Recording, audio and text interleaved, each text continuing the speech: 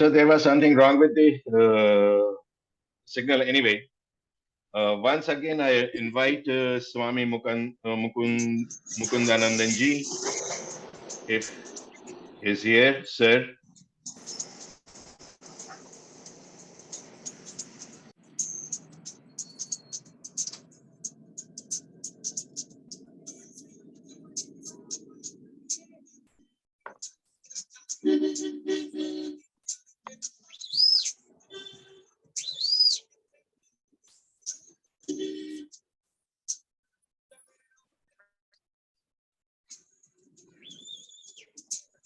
Are you here? Everybody's hearing me?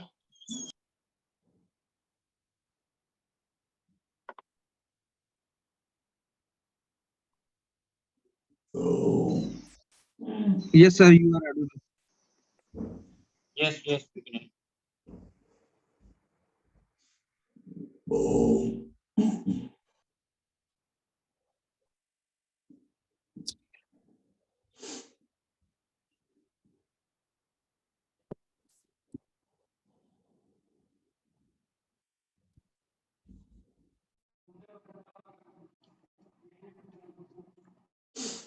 Ji, namaste. This is Dr. Chatterjee from Acharya Prashant's team. Kundanji, just wanted to interrupt you. I've been saying we are having this constant interruption. Yes, So yes, just help Swamiji, you out please. here. If you are giving the new speaker, you can make him co-host and not host. Every time when they come back, the meeting doesn't end. Just a small suggestion. Thank you, sir. Thank you, sir. I'm also new to this all Zoom system, using it for the first time, so maybe some trouble is there. It's okay. I'll try to set it. Just instead of host, just make them co-host so that you can remain the host and Okay, thank you, sir. Thank you. Keep on monitoring and just thought I'll help.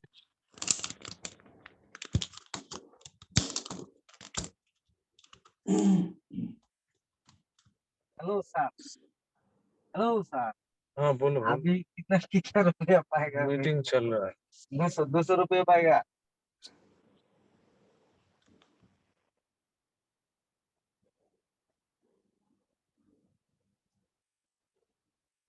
Hello.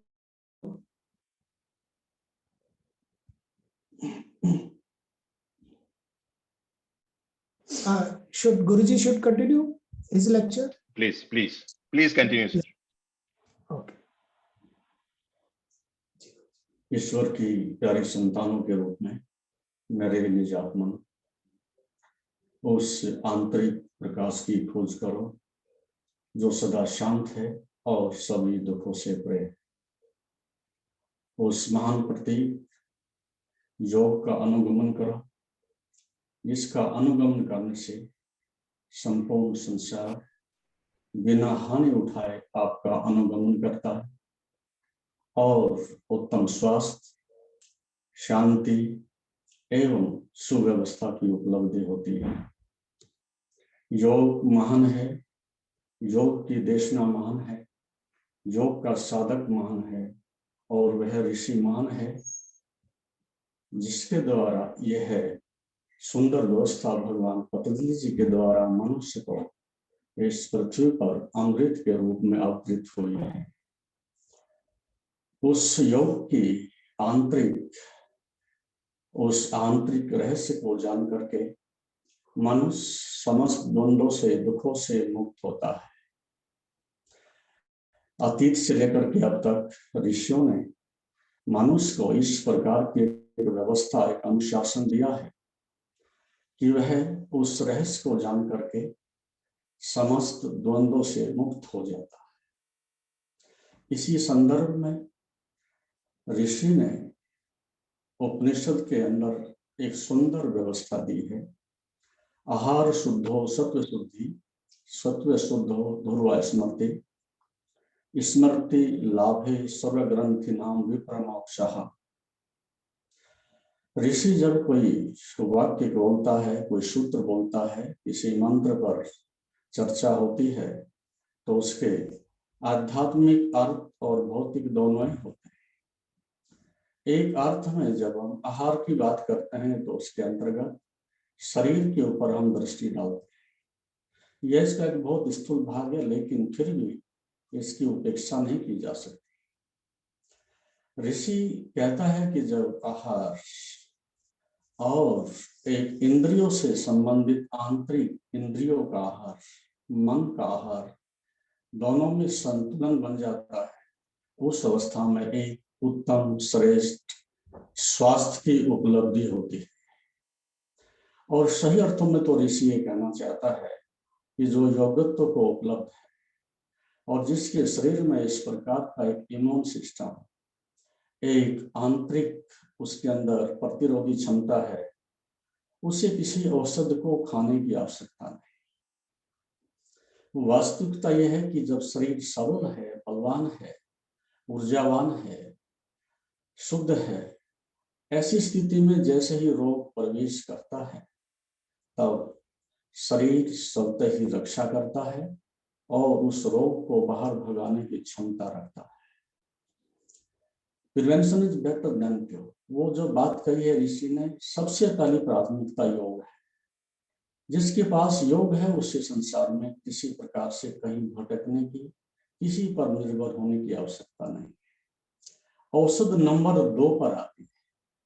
जब आपका शरीर अंदर से क्षीण है, निर्बल है, आपकी ऊर्जा बिखरी हुई है और आपके कोष अशुद्ध हैं और आपकी शरीर की ऊर्जा भी अशुद्ध हो गई, तब ऐसी स्थिति में औषध की आवश्यकता होती है।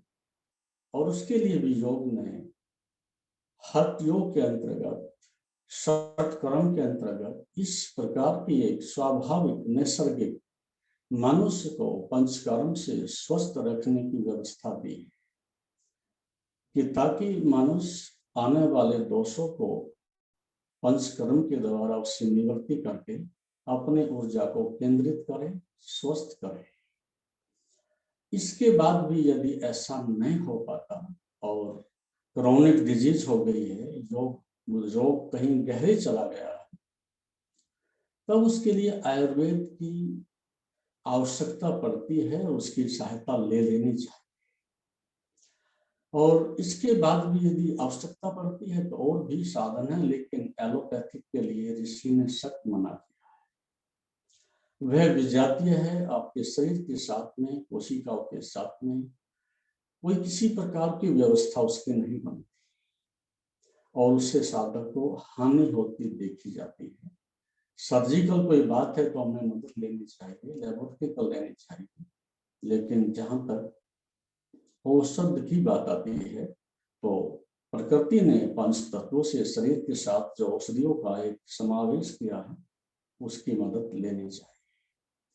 और इस प्रकार से इंद्रियों में प्रत्याहार अर्थात इस प्रकार का संयम कि अनावश्यक रूप से कुछ भी प्रवेश ना पाए, और इस प्रकार का ऑर्गेनिक आहार, सात्विक भोजन जो आपके ऋतु के अनुसार मनुष्य को प्राप्त हो, सम्यक रूप से व्यायाम हो और ब्रह्मचर्य का पालन हो, तब मनुष्य में एक अलग ही प्रकार की सकारात्मक ऊर्जा का जन्म होता है। तब मनुष्य इस अशुद्धि से भरे हुए संसार में शुद्धता को उपलब्ध होता है। Who can find repose in a muddy world? By lying still, it becomes clear. ऋषि कहता है तब मनुष्य इस अशुद्धि से भरे हुए संसार में अपने को शुद्ध रख सकता है और स्मृति लाभ है। उसमें एक विशिष्ट प्रतिभा का, एक विशेष प्रौढ़ता का, एक सम्यक राइट जो है अंदर से मेमोरी का उसके अंदर प्रादुर्भाव होता है। वह राइट मेमोरी क्या है, सम्यक स्मृति क्या है? एक तरह के ऐसे मनुष्य हैं जो भटकने के बाद, बीमार होने के बाद, बुराई में लिप्त होने के बाद, आदतन अपने जीवन को नष्ट करने के बाद फिर एक्सक्यूज नहीं करते हैं, प्रायश्चित करते हैं और उससे कुछ लाभ तो होता नहीं, लेकिन आगे के लिए हानि बराबर इसी प्रकार से चलती है। सम्यक स्मृति का अर्थ है कि विवेक इस प्रकार की क्षमता कि आने वाले सभी दुखों से, सभी विपत्तियों से, सभी नकारात्मकता से वह पहले दृष्टिपात करता है और उसका समाधान उसके हाथ में पहले ही होता है। विवेक दोहरी दृष्टि रखता है, बाहर क्या हो रहा है यह भी जानता है और अंदर से क्या दिशा निर्देश आ रहा है यह भी जानता है। प्राय हम एक प्रकार की स्मृति जानते हैं कि जो संसार से आ रहा है, हम पढ़ रहे हैं, सुन रहे हैं, देख रहे हैं, बराबर स्मृतियां बन रही हैं। लेकिन ये ऋषि का जो कहने का भाव है, ये एक आदत है, ये एक संस्कार है, ये एक वृत्ति है, इसको हम सम्यक स्मृति नहीं। सम्यक अर्थ है वहां वह जो आने योग है वो आए, और जो आने योग नहीं है, जिसकी आवश्यकता नहीं है, उसको रिटर्न कर दिया जाए। ये संतुलन, ये संयम जब प्राप्त होता है तो आपके अंदर केवल वही बचता है जो अपरिहार्य है, जो अत्यंत आवश्यक है, और वही मनुष्य को चाहिए। अब स्थिति यह है कि मनुष्य के संस्कारों में, वृत्तियों में, अचेतन मन में अनेक प्रकार की विकृतियां जो प्रविष्ट हो गई हैं, और वो अनकॉन्शियस माइंड मनुष्य को आदतन चलाता है, बेहोशी से चलाता है, मूर्छा से चलाता है। फिर मनुष्य को यही नहीं पता होता कि मैंने क्या खाना है, कब खाना है, कब नहीं खाना है। वह सब कुछ इसी प्रकार से मूर्छा में भोजन करता है। और वही आंतरिक दृष्टिकोण से क्या देखना है, क्या सुनना है, क्या नहीं करना है, ये सब भी उस प्रत्याहार की दृष्टि से महत्वपूर्ण हो जाता है। तो इस सूत्र में ऋषि ने मोक्ष तक की यात्रा कराई है। यदि आपका आहार शुद्ध होता है, आपकी सम्यक स्मृति प्रॉपर काम करती है, तो फिर आपके अंदर कोई ग्रंथि नहीं बचेगी, कोई अवरोध नहीं बचेगा, कोई अशुद्धता नहीं बचेगी। और जिसने जो काम करना है प्राकृतिक रूप से, वो दूसरों के कार्य में हस्तक्षेप नहीं करे। सपोज भूख पेट में लगती है, लेकिन अनेक लोगों को भूख पेट में तो नहीं लगती, उनको मन में भूख लगती है। और उस स्वाद के लिए, स्वास्थ्य के लिए नहीं, स्वाद के लिए मानसिक रूप से उस गुलामी के कारण लोग दिन भर भोजन की एक आदत से और वासना से ग्रसित हो जाते।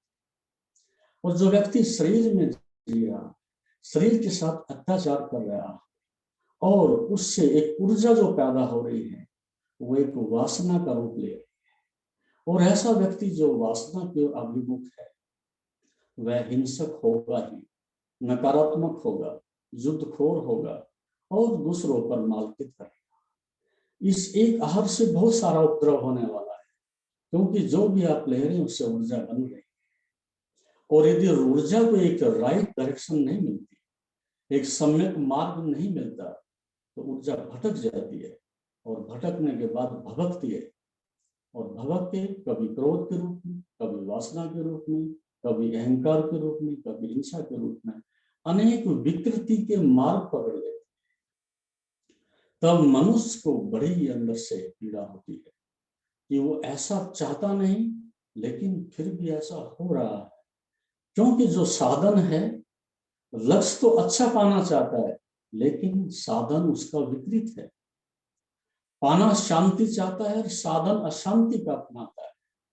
रहना स्वस्थ चाहता है और मार्ग दुख का पकड़ता है, बीमारी का पकड़ता है। और ये लगभग अब 90% लोग की समस्या है। लक्ष्य है ईश्वर को पाना, अच्छी बात है, लेकिन मन संसार में, पद में, प्रतिष्ठा में, धन में, सम्मान में, इस तरह की विषम और विपरीत स्थितियों में फंसा हुआ है। मार्ग कुछ है, दिशा कुछ है, आना कुछ चाहता है। ऐसी बिखराव की स्थिति में मनुष्य इस संसार में उलझन में स्वयं अपने विनाश को कुछ नहीं कर रहा। और हम विकास और विकास की जब बात करते हैं, स्पष्ट हो जाता है लगभग हर आदमी इतनी बीमारियों से, दुखों से ग्रसित है, और इतना डिप्रेशन का, दुखों का मार है। और हम ईश्वर की बात करते हैं, योग की बात करते हैं, पूजा पाठ की, मंदिर की बात करते हैं, और इसके ठीक विपरीत जो देखते हैं, उसका कहीं मनुष्य के जीवन से कोई संबंध नहीं है, ये एक पाखंड हो जाता है। इसलिए योग कहता है कि इस बात के प्रति ईमानदार रहना और एक आंतरिक रूपांतर के लिए सतत साधना करना, तब मनुष्य इस प्रकार की एक प्रज्ञा को, विवेक को उपलब्ध होता है।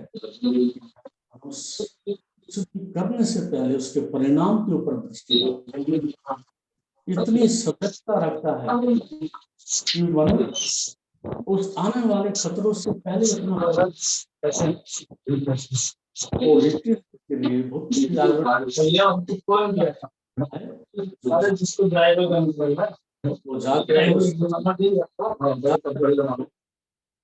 इसलिए हमारे जीवन में एक बहुत बड़ा मूर्छा का, इस तरह की मूर्खता का बहुत बड़ा हिस्सा जो मनुष्य को अच्छा करने से, अच्छा जीने से, अच्छा देखने से रोकता है। तो केंद्र के बदलने से परिधि शब्द ही बदलती है।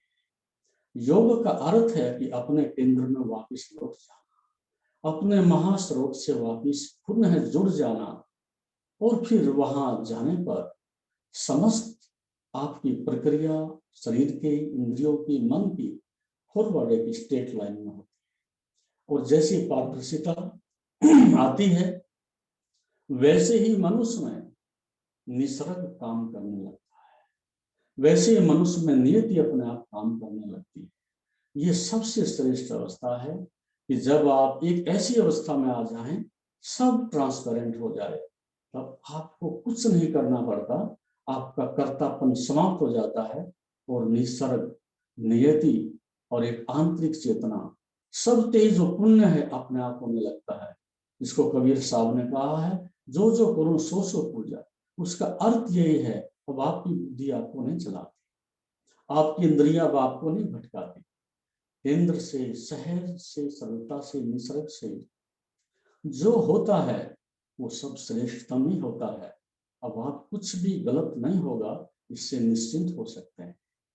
और सर्व ग्रंथिना विप्र मोक्षा, और जब ग्रंथियां इस प्रकार से मनुष्य की छिन्न भिन्न हो जाती, अंदर जो विकृतियां हैं, एक इंफीरियरिटी कॉम्प्लेक्स, एक हीनता का भाव है, वो मनुष्य का जब टूट जाता है, जो काम की ग्रंथि है, जो अहंकार की ग्रंथि है, जो पद की ग्रंथि है, वो छिन्न भिन्न होती है, तब मनुष्य में एक आंतरिक अवस्था का उसको बोध होता है, जिसको ऋषियों ने मोक्ष कहा है। तो शरीर के तल पर योग शरीर को स्वस्थ करता है, मन के तल पर योग आपके अंदर एकाग्रता पैदा करता है, आत्मा के तल पर योग आनंद की उपलब्धि देता है, और अस्तित्व के तल पर योग की पराकाष्ठा आपको मोक्ष देती है। इस प्रकार से इस सूत्र में ऋषि ने दर्शाया है, और एक अनुभव के अंतर्गत इस शरीर से लेकर के और उस केंद्र तक मनुष्य की मोक्ष की व्यवस्था की है। तभी मनुष्य शरीर से स्वस्थ रह सकता है, मन से संकल्पवान रह सकता है, और आध्यात्मिक उस हृदय की श्रद्धा से समर्पण की अवस्था में मनुष्य परमात्मा को उपलब्ध हो सकता है। लेकिन मनुष्य किसको अधिक प्रेम करता है, स्वयं की निजता को, या भौतिक पदार्थों को, या यश को, या पद को? अधिकांश लोगों में से आप देखेंगे कि मनुष्य इस पद के लिए, धन के लिए, सम्मान के लिए अपने जीवन की, अपने आत्मा की, अपनी बहुमूल्य शक्ति की आहुति दे रहा है। बहुत कम ऐसे सुंदर, श्रेष्ठ और सौभाग्यशाली साधक हैं मनुष्य जो अपनी निजता को प्रेम करते हैं, अपनी आत्मा को प्रेम करते हैं, अपने आंतरिक इनर बीइंग प्रेम करते हैं। लेकिन अधिकांश हम अपने आत्मा को थोड़े से सम्मान के लिए बेचते हुए देखे जाते हैं, और इसमें से यही मनुष्य की दुर्भाग्य का, पराजय का विशेष कारण है। हर आदमी सफल होना चाहता है, हर आदमी स्वस्थ होना चाहता है, हर आदमी विजयी होना चाहता है, लेकिन आपके सोचने से कुछ नहीं होता जब तक कि एक आंतरिक रूपांतरण की योग के द्वारा प्रक्रिया से आप गुजर नहीं जाते। उतने से पहले ये अंधकार नहीं मिटता। आज दुनिया में हमारे पास जितनी भी शक्ति होनी चाहिए थी वो पर्याप्त से कहीं अधिक चली गई। विज्ञान ने मनुष्य को इतनी सुविधा दे डाली या मनुष्य की बुद्धि कंप्यूटर में चली गई, उसके पैर गाड़ी में चले गए, चलता नहीं है, उसके हाथ मशीनों में चले गए हैं, उसकी आंखें कहीं स्क्रीन पर चली गई हैं, मोबाइल में चली गई।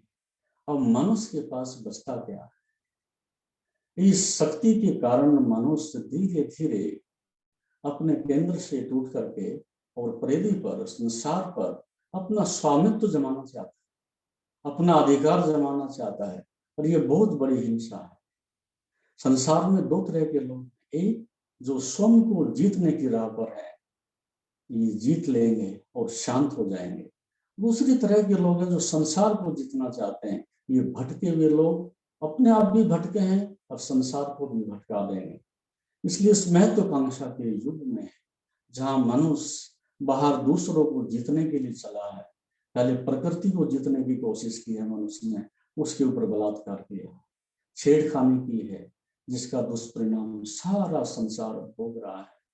हम पहले बीमारी करते हैं, फिर हम औषधालय की व्यवस्था करते हैं, अब हम प्रकृति के साथ छेड़खानी करते हैं, फिर हम इकोलॉजी की बात करते हैं, फिर संतुलन की बात करते हैं। पहले आदमी को बीमार करते हैं और फिर उसके लिए हॉस्पिटल की बात करते हैं।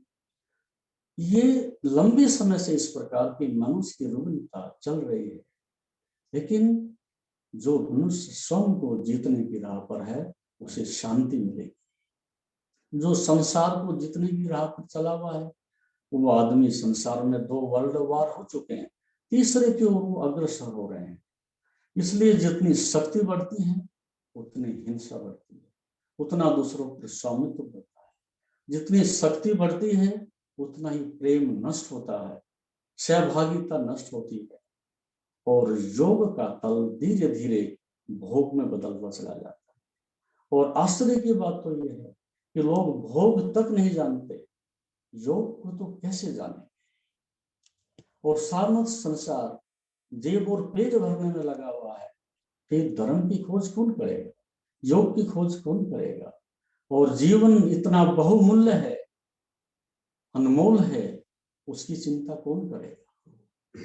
इसलिए धीरे धीरे संसार योग से भोग की ओर जा रहा है, और आज उसकी अधिक आवश्यकता है योग की, कि मनुष्य वापस लौटे अपने घर और अपने जीवन को एक सुंदर व्यवस्था दे। हरिओम तत्सत।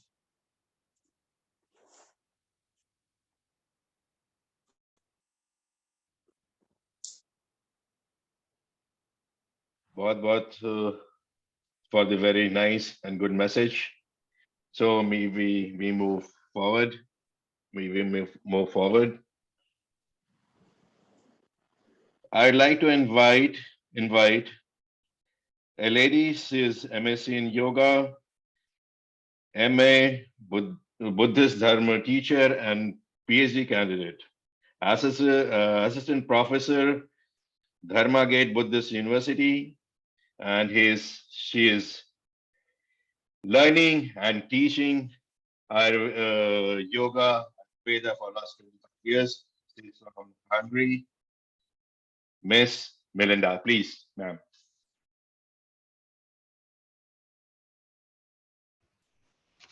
Namaskar to all. Om Namo Buddhaya, Om Namo Dhammaya, Om Namo Sanghaya. So I would like to express my gratitude for the organizer for this very unique event today, and even this conference showing that what I would like to emphasize within this 10 minutes during my presentation, the need of balance. Because I think when we are talking about this balance, means in what sense, what field, what extent we would like to raise up this question. And when you are organizing as such conference and also emphasizing not only the physical but the spiritual need of yoga and Ayurveda, I think it's already showing that what is or what needed to be in balance today's world. Because many people in the West focusing either this subject or that subject, and very rare using both together. So we are already missing the balance somehow. And so the previous lecturer, like we also could have some scientific approach and also some spiritual approach from the Swamijis and other gurus. So this is the point when we can start this approaching what balance means. And why I selected these topics. I really appreciate the Ukrainian Association because again, there will be a very interesting point. So first was the COVID, what showed us how the humanity in the whole globe, you know, we are losing the real connection with ourselves. Also, we are losing the connection to understand the nature outside. And when this pandemic happened, many people just lost their mental peace and you know, this state of quiet mind, and they understand what's going on, and they could not react properly. Even though I realize many people are doing yoga, so-called yoga in the West, but for them it means like asana practice. So they are mainly focusing on the physical part, or we say that not all the 8 limbs of Ashtanga yoga, but only the outer part, like not antaranga part, but the bahiranga parts.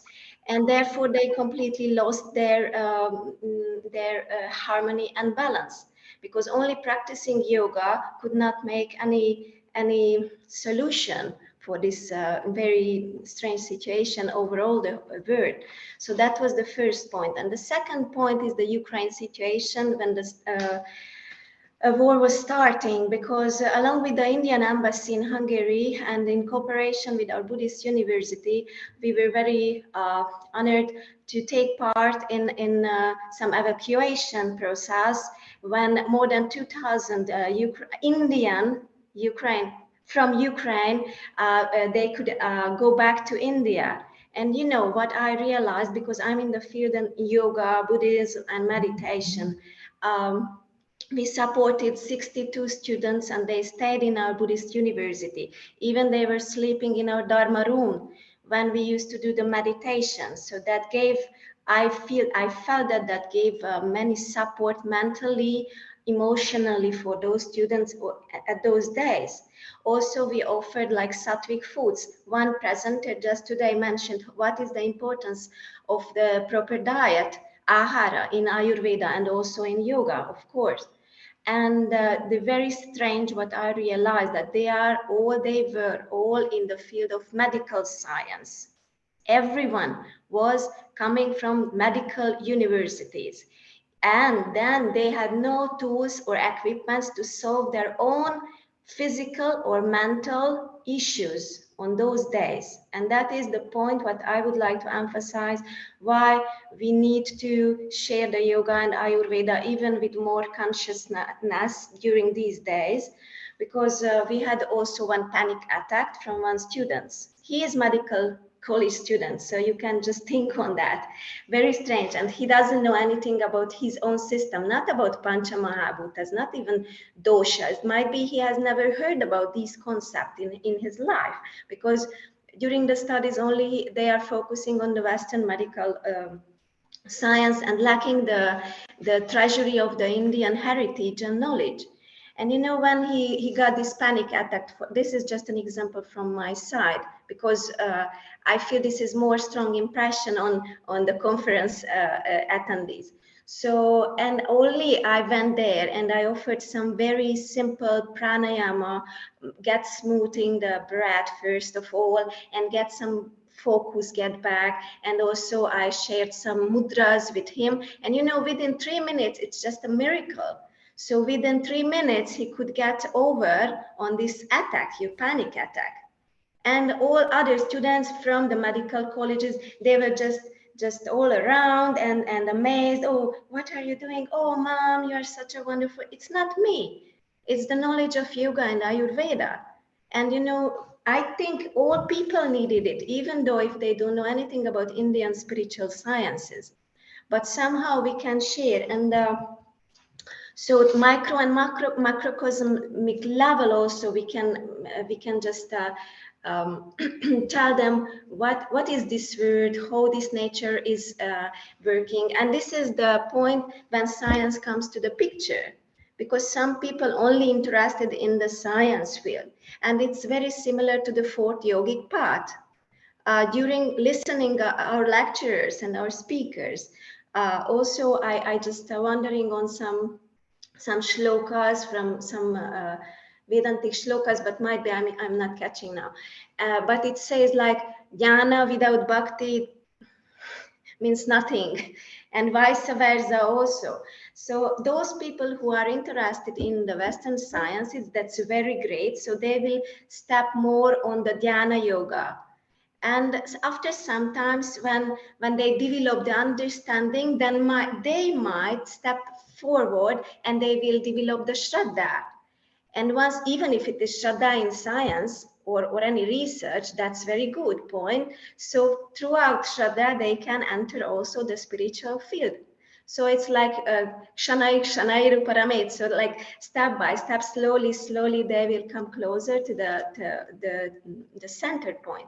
And you know, the other point, what I made some notes. Okay, so as yoga more about physical feature in the West, and they miss these Ayurvedic points, for example, about self-knowledge, self-knowing. They miss the point, what is Prakriti? And if they don't know what is Prakriti, they, of course, they won't understand what is Vikriti. So how can they cure anybody, you know, without knowing these things? How can we offer any kind of therapy if we don't know what is the phase of a kind of ailments, for example, in dosha level? Or in the five Panchamahabhutas also is very important. We love to teach yoga as per the 5 elements. How can we balance the 5 elements? Once the 5 elements are in balance, so this is my topic today, the balance. So then, of course, definitely the 3 dosha will be in balance in our system. And also, if we know this Vikriti, then we will have some knowledge about what to eat, what not to eat, not to get more, trouble, diseases, more imbalanced state. So it would be so natural if we share in the knowledge even from childhood, you know, even in students. We are trying our best. Actually, we also have the opportunity by the government in Hungary. We can offer 45 minutes class per week in a governmental school, you know, just to teach small children up to from age of 6 to 14, and to give some kind of spiritual orientation, talking about meditation, for example. And okay, so one point I missed that. Okay, so once we are in connected with ourselves and also with the nature, according to my understanding, the last yeah, you can say when I will have 2 minutes. So I will request somebody to show me the timings. Okay, so so when we are in this connected state, that means for me that is yoga. So that is a kind of union, a state of union in a very pure sense I'm talking. And if we are in the state of union, then we don't need to do like, okay, I will follow this diet, that diet, because we already understand this system, and also the Buddhas.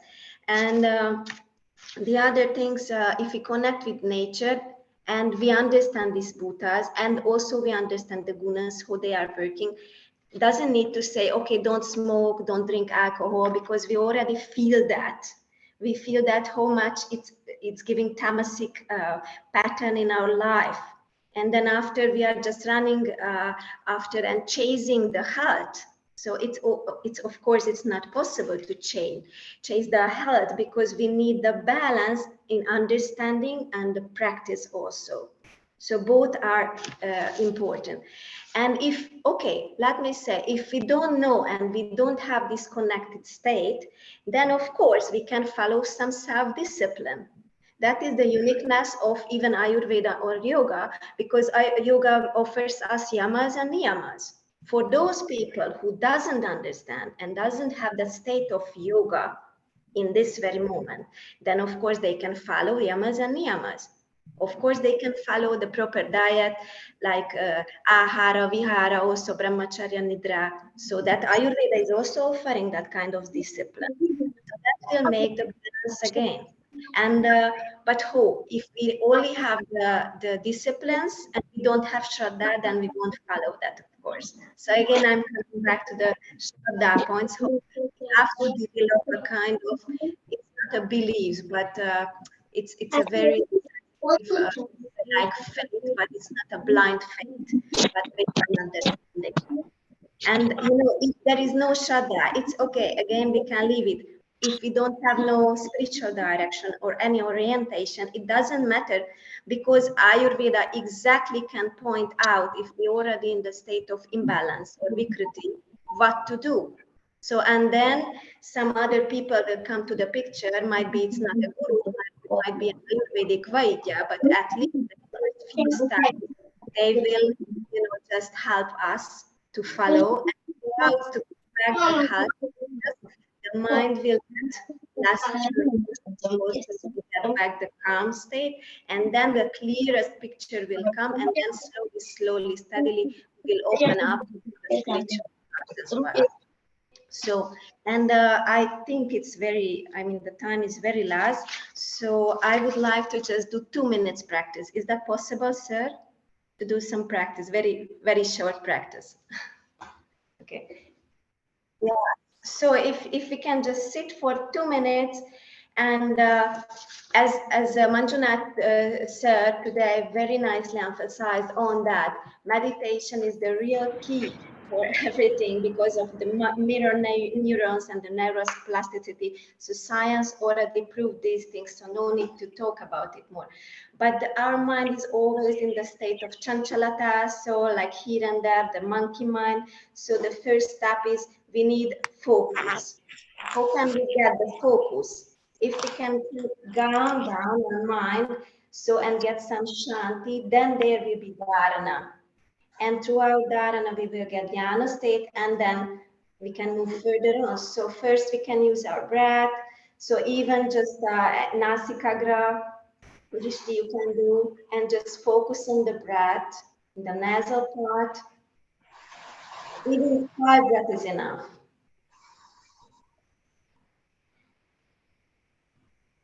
And get connected with the feelings instead of thinking. Connect with your feelings. And you can realize the smoothing effects of the breath. You can realize even many qualities within your breath. Like from Ayurveda, the 20 gunas, like lightness, smoothness. And from this point, if you feel a little bit more relaxed and focused, then you can bring your awareness to your heart region.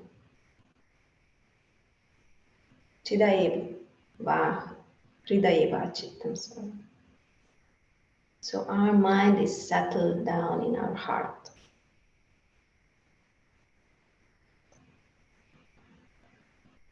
And once you are settled down in your heart, then you can open it and spread it endlessly.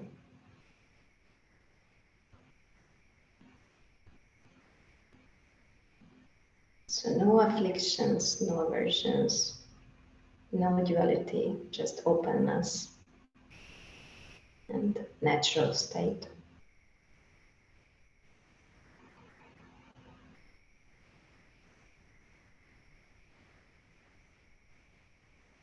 And just wish good health and happiness for all living creatures in the world together.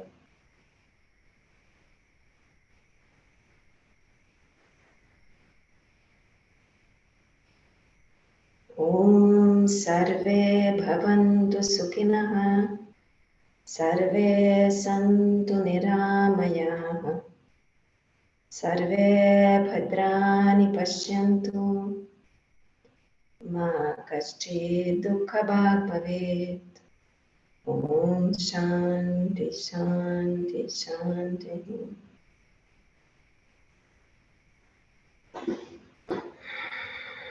Thank you so much. Thank you for this intense work, for all the technical member, organizer, and thank you for inviting me. Thank you, ma'am. Thank you. It was wonderful. It's always wonderful to see how people from different parts of the world, how sincerely they are taking the things. We have a problem. Yes, I agree. We have a problem in India. We take it as a default. So we are from India. We know Ayurveda and yoga. I agree. And your message, ma'am, your message is very nice. Learning is not sufficient. The implementation of learning should be there. Thank you, ma'am. Thank you very much. Thank you. So our next speaker says more than 12 years working in the field of yoga, many times assigned by ICCCR, Government of India, to promote yoga in different countries. She is a professional yoga teacher, master's degree in yoga and marketing, naturopathist and yoga therapist. So I'll call Ms. Yogita Mehta to have the microphone. Ma'am, please. Namaskar to all of you, and thank you very much. Just to introduce me in a brief, my subject is like yoga practice for the mental disorders. Somehow, if we think about the mental level, we cannot say like each and every human beings are mentally stable, because there is a one slogan in our life. We cannot say I can live without the stress, but because we have to live with the stress in each and every moment in our life. I used to teach in abroad, like my yoga practice. So people used to come, please help me to remove my stress. So I used to tell them not to remove the stress, but try to utilize this stress in a positive way. And that's why I used to make a program with yoga, is like to live with stress without distress through yoga.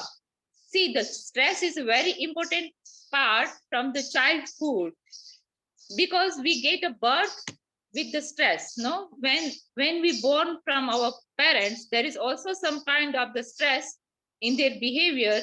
When we get a birth from the mother's womb, there is also some stress. So if we just learn how to utilize this stress in a positive way, the yoga will help us to utilize this positive stress. And that's why we say live with stress without distress. The problem starts creating the causes, or we feel like disturbance with the stress when our stress become a distress. For example, I'm cooking a food, and if I have phone calls, or if some guest will come, and immediately we forget to put some salt inside, or we forget just to make our guests slow, the stress will create and my food will get smashed. But if I accept the stress of cooking and the stress of my guests or my phone calls in a positive way, we are able to utilize the both at the same time, and I can cook like the best food, and even I can make an entertainment with my guests or with my people in the for the same time. Just I can give the example of my present moment. I'm living in the ashram. I have some people, those who are cleaning the ashram. So if I just go with the same stress, and if I don't concentrate with my own speech, what will happen? The speech will be disturbed. But if we just accept this stress of like cleaning the servant in the ashram, and if I utilize this stress in a positive way, maybe is the best way with the practice of yoga and Ayurveda. We can just go with the flow. And when we learn the flow, how to be just accept each and every situations in our life like a flow, we are able to see, no need to give an explanations of all the yamas, niyamas, asana, pranayam, pratyahara, dharana, dhyan, and samadhi, because already many speakers, they explain what is the importance of yoga practice. Here, I would like to suggest those who are listening me or those who are practicing with the yoga practice, try to apply the practice of yoga in our day-to-day life, because the yoga and Ayurveda is a knowledge of the applicable knowledge. It's not a subjects to be talk a lot.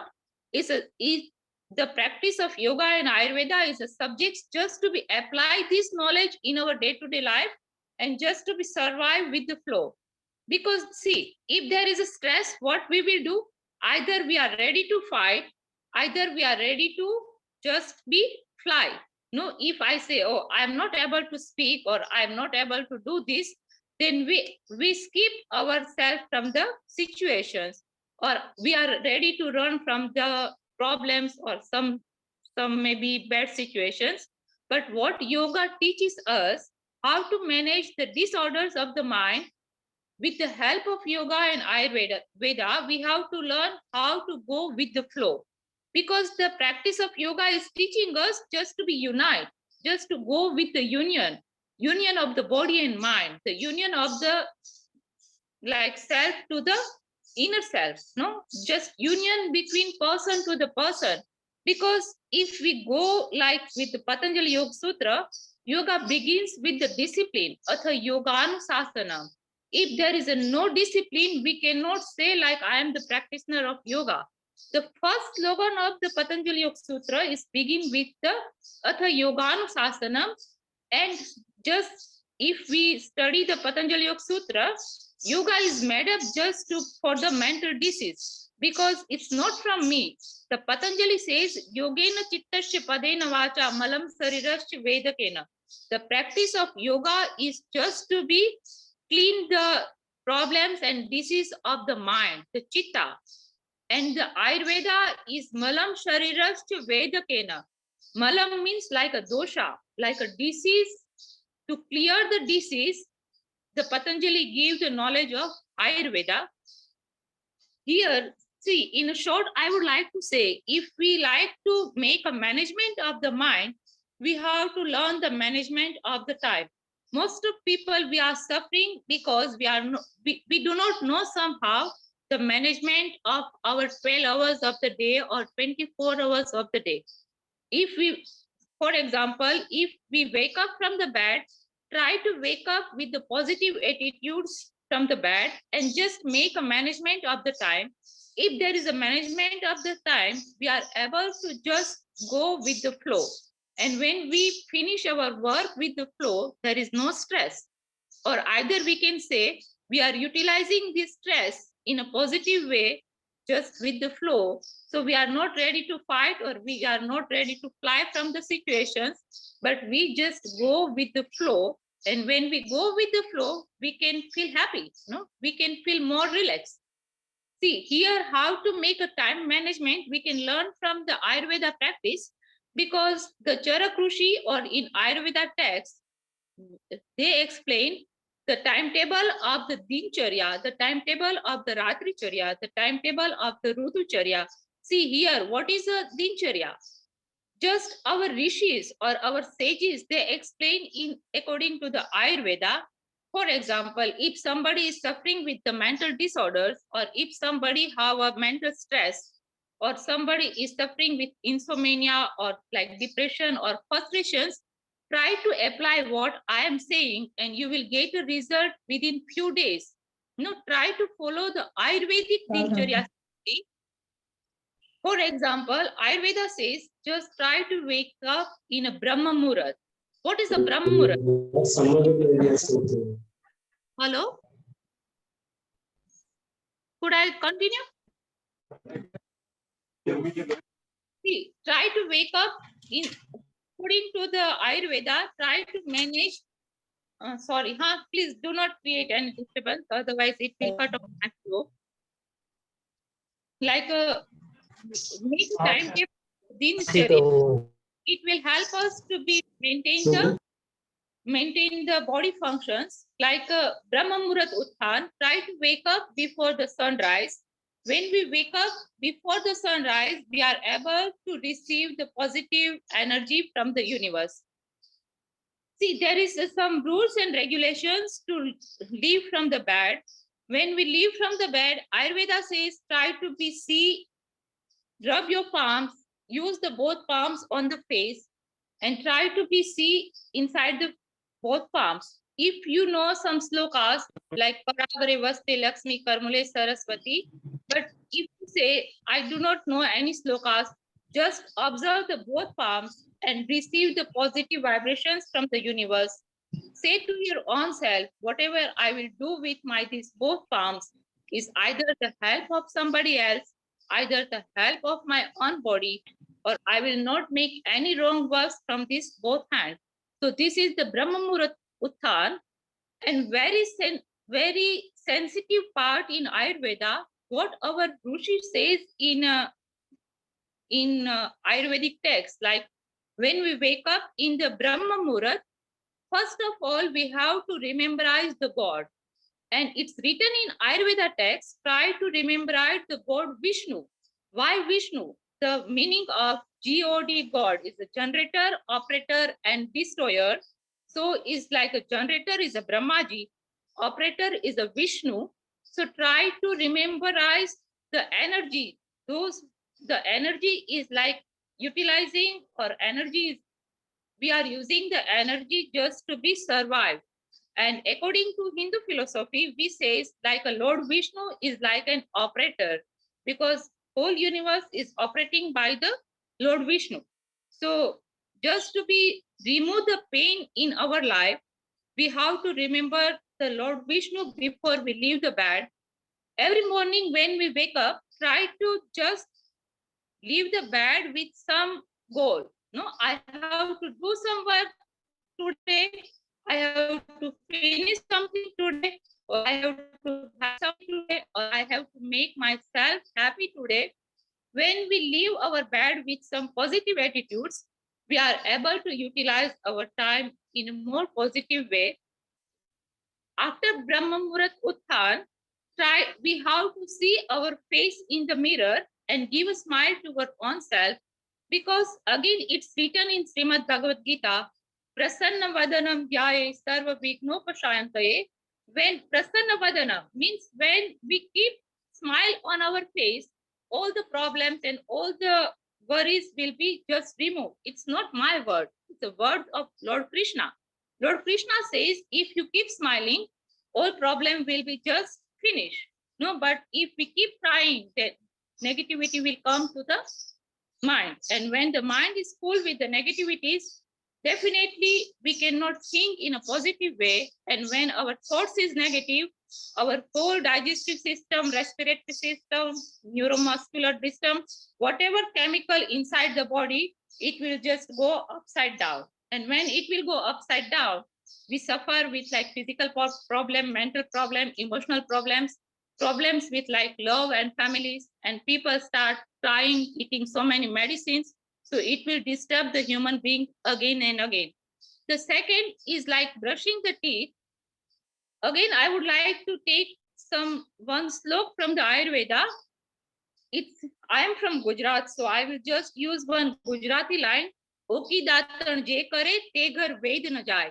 Oki means those who are making the brush with lot of coughing inside them, with like, how to say, we use the datun. Datun is like a one small branch from the tree of banyan tree or mango tree, or like a tree of pomegranates. So we chew it.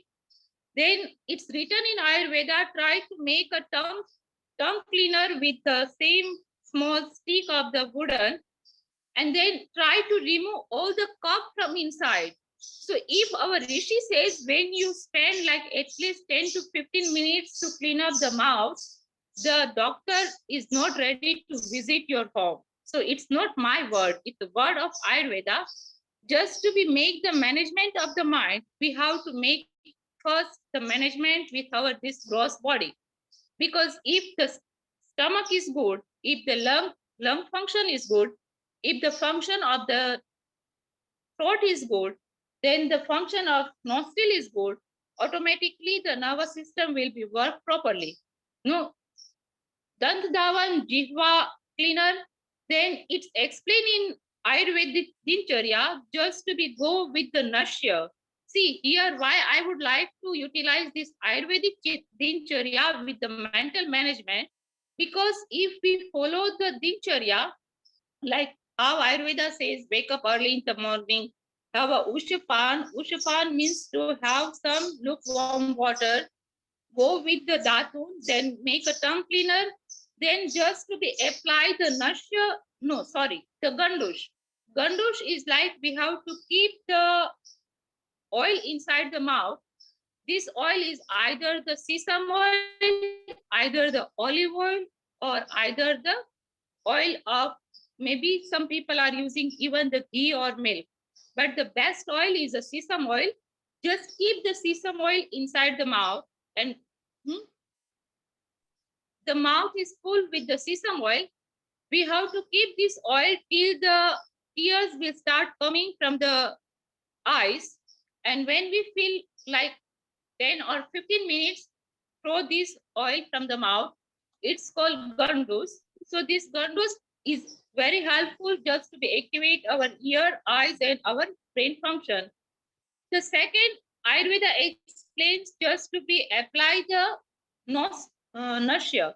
Nasya is like putting the ghee inside the both nostrils.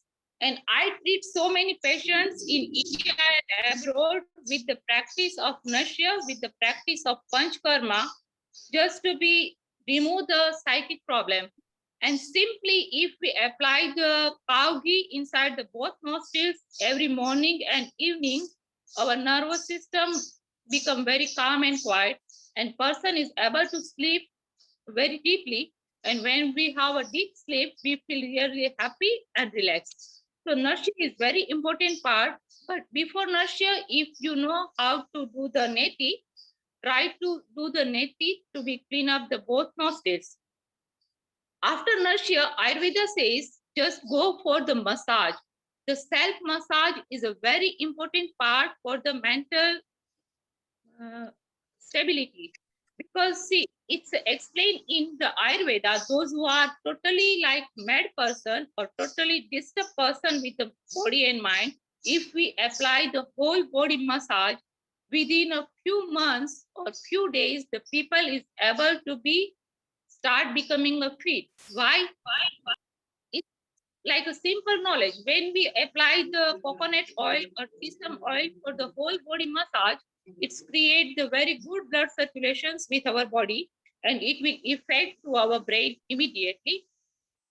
After massage, just go for the wrestling, either boxing or any physical exercise, yoga practice, have a bath, then just to be, no, I will not explain whole dincharya.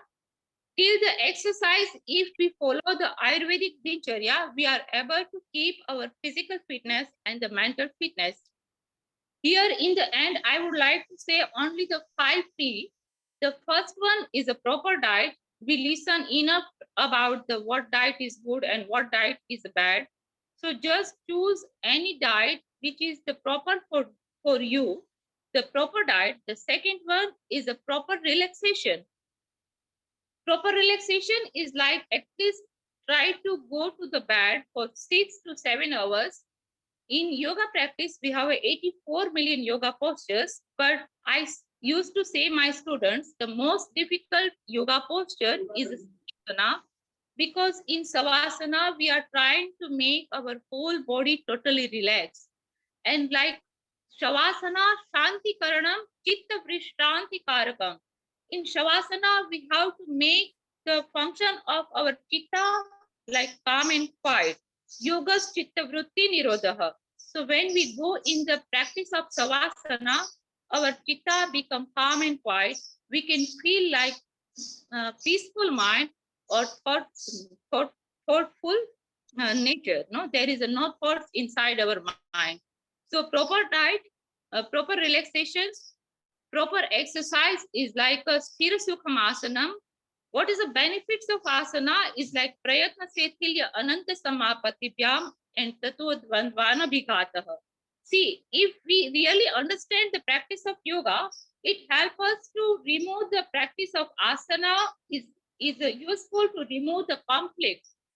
And the mental disorder is created because of lot of conflicts inside our mind, or with lots of conflicts with our own body. So if we practice the asana, we are able to remove the conflicts of the mind, like hunger and trust, like pain and happiness. All is like opposite reactions. The practice of asana is help us to take us in the state of samadhi. The second is after the proper breathing. Proper breathing is connected with the pranayama. Our brain needs more than 20% oxygen is a requirement for our brain. Like only we are thinking, my lungs need the oxygen to purify the blood, but our brain is also need more than 25% oxygen to function properly. So proper breathing is very important. Proper relaxation is very, very important. Proper diet is very important. Proper exercise is also very important, just to be make the mental state calm and stable. And the last but not least, the positive thinking. So the way we think, if we go with the positive thinking, we are able to keep the level calm and stable. Thank you very much. Have a nice day.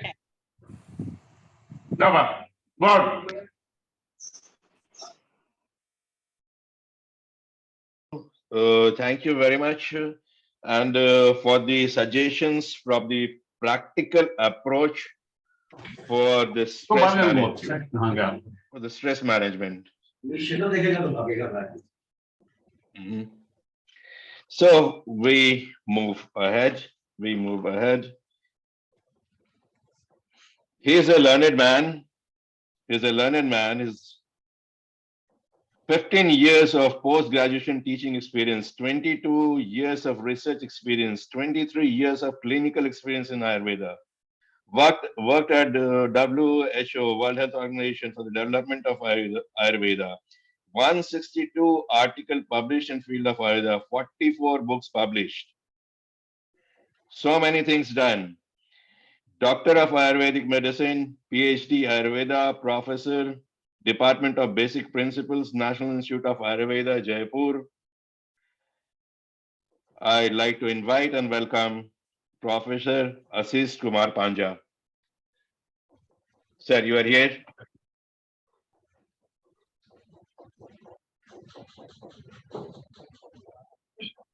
Namaste. Can you hear me? Yes, sir, we hear you. We hear you. Please. Okay. So at the outset, I would like to go down to lotus feet of Lord Dhanvantari and starts with the salutations because the lecture will be on diet. So let's start with a verse from Gita. Brahmarpanam Brahmahavi Brahmagno Brahmanahutam Brahmena Tena Gantavyam Brahma Karma Samadhina.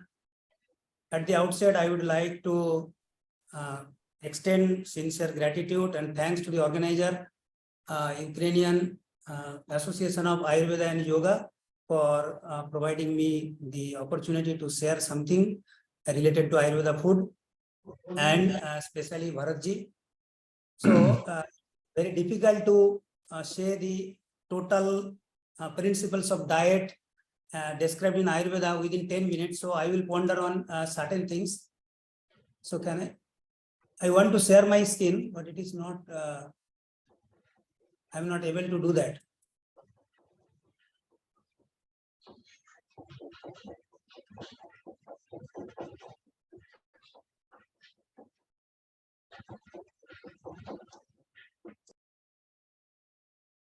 So how can I do that?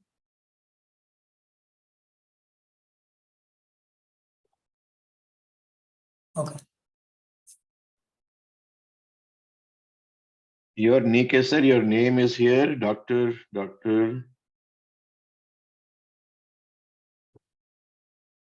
I don't see. Maybe Ayurveda manuscriptology. You have joined with which name, sir? Ajit Pandey. Okay, okay, okay. Ayurveda manuscriptology. Make.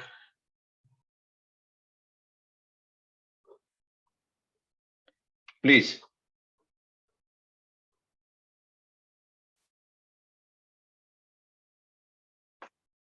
Visible, sir? Yes, it's visible. Please go ahead. So, in Ayurveda, food is considered as taking food is considered as a havan, and every possible focus should be given. It is said that every focus should be given that the food should be taken in the spirit of a havan. So in Ayurveda, we try our best to make eating in the form of meditations. We eat in peaceful and with awareness, and it should be make a sadhana, that taking ordinary activity and approaching it with spiritual awareness. So if we do that, then only we will get all kinds of benefit of a food, of taking food. Now, in Ayurveda, see, Ayurveda takes a holistic approach toward the health. That means food, what we take, that should always used as a beneficial entity. It should not focus on that whatever food we take, that must have a negative impact. So way of living is more than just a system of medicines. Focusing being more on prevention than on the treatment. That is the major impact of Ayurveda. Why it is needed in the current era? Because now people move away from the traditions, and Ayurveda food habits has a long years of experience-based evidence. It is documented as an outcome of keen and prolonged observations. Nowadays, common people are ignored. They don't have the knowledge about how and what food should be eaten according to the specific conditions. We used to take food as per the regular practice, but it should be as per the each and every conditional status of the body. The traditional concept is gradually changing by the concept of balanced diet based on the chemical constitution of food. Now we are moving from the food as a totality. Now we are moving to the chemical constituent only. That is why the study of this subject is very, very needed. Relevance in this today's world is time of food being set by the clock instead of hunger. Now we used to take lunch in the 12 o'clock or 1 o'clock instead of considering our actual inner hunger. Rules of eating being advocated based on the different mixed culture instead of traditional practice. Lifestyle disorders already become a great burden of the humanity. That is why we should focus on the original concept of the food, not deviated in a particular angle. Now, basis of Ayurveda, actually, Ayurveda focus on the laws based on the fundamental laws of the natures, based on the dharma, where what human does it for the benefit does not contradict the nature, balance and harmony.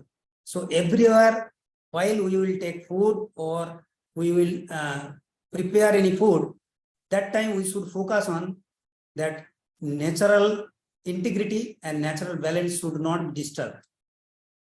See, in our human body, there are three different kinds of supporting system. One is called pillars, another are called sub-pillars. Pillars means body, mind, self, and three dosas. And sub-pillars constitute food, sleep, and regulated sexual activity. A healthy life is thus depend on the good habits of the three sub-pillars. Sub-pillars are very, very essential to put the supportive strength, required strength to maintain the body through the pillars. So here we will focus on the food practices. See, in Ayurveda food practices, Ayurveda dietary principles of good food habits, we have 6 different angles. Among them, 5 are very, very good, very, very important. One is rules of taking food. Next one is there are sequential order we have to follow whenever we took food. Mannerism of taking food, time of taking food, and processing of food. These 5 are called 5 supporting force which make the food as a vitality to the human body. First point is what to eat. According to Ayurveda, concept of balanced diet consisted of 6 kind of tests.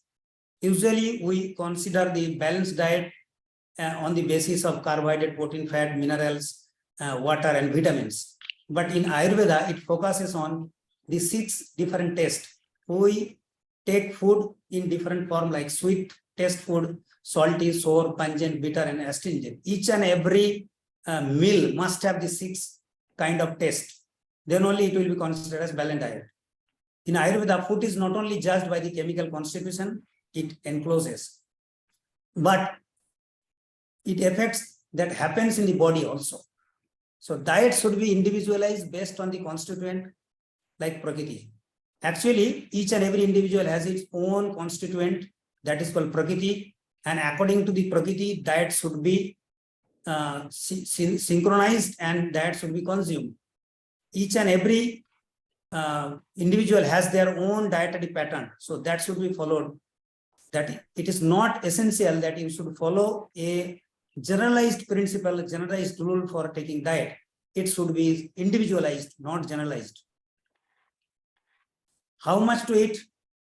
Meeta madam already told that our stomach should be, it should be divided into 4 parts. First 2 parts will be filled by the solid food. Then 1 part for the liquid, or 1 part should be kept empty for moving or mixing the process. So the amount of food to be taken depends on your digestive strength. How much you are hungry, how much your digestive fire is strong. Accordingly, you have to take food. One should eat food only till one feels that half of the stomach is full. And amount also depend on the quality of the food. It is not like that heavy food should be taken half of the stomach. If it is light food, then you can cross the half limit. If it is very hard, very heavy, like high protein diet, then it should be lesser than the half of the stomach. The aim of the knowledge of amount should attain the proper digestion. Normally, there is a satiety center in the body that integrate, that inform you that your satiety is okay. So according to the satiety center, you have to manage your food. Then sequential order. In Ayurveda, one definite sequential order is there, but that in some context that differs according to the situations. In generally, Ayurveda states that sweet taste should be consumed first and astringent at the end. In the traditional diet practices, people begin with ghee and end with buttermilk. That is a traditional practice that has an impact. But sour, salty, and hot tastes are consumed in between. It should not be taken in the beginning. It should not be taken in the end. But it has become a common practice to eat sweet at the end. It is called madhurena samapayat. The Susru said adev madhuram bhunjita. In first, madhur should be taken. So there are different, according to the climatic variation, according to the body constituent, you have to change. But these are the manner that the hot, salty and sour food should be taken in the middle, and beginning and end you can take with sweet food. Then mannerism, some behavioral or some adjustmental activities should be done after taking food. Like after eating proper food in the right amount, one should do mild walking, mild, very, very slow, 100 satapadam gache, 100 steps. One sit properly for a while, then lay down on the left side for a while in the night, in the beginning, not in the daytime. Food should be taken after bath, always, not before bath. Seated comfortably on a raised platform, evenly postured and concentrating on food. Because you are giving fuel to your body, you must have the faith on that fuel, and you must have the feelings that whatever food I am taking, that will give me nourishment, that will enhance your immunity, that will protect your body. That with that feeling, you have to take the food. Then time of taking food. When you should take food? There are certain criteria. First, when there is proper hunger, number one. Number two is after passing bowel and urine, after digestion of the previous meal, when there is a feeling of lightness in the chest area and which is indicative of clearing of the channels, and when there is a clear belching which is devoid of taste of smell of the previous meal, that is also one indications, and when body feels light. These are the bare minimum criteria, though there are 18 criteria mentioned of taking food in Ashtanga Hridaya Sutra chapter 8, but here these are the bare minimum criteria. Processing of food, that is very, very important. There are two types of food. One is processed, another is unprocessed. Unprocessed food means those food which are available in the nature in a ready-made form. You can take without doing any process at all. No process is required. Processing is required when the food is not in accordance with your body. So process of cooking of food was necessitated by the fact that needs of the human body may not be supplied as by the nature, as such by the nature. Thus, the properties of food need to be modified according to your bodily need so that it suits to the human needs. These indications, this induction of changes, this causes induction of changes in the properties of the material is called samskara. So each and every food requires certain kind of samskara. There are 16 different samskaras mentioned in the text. Among them, some samskaras are needed.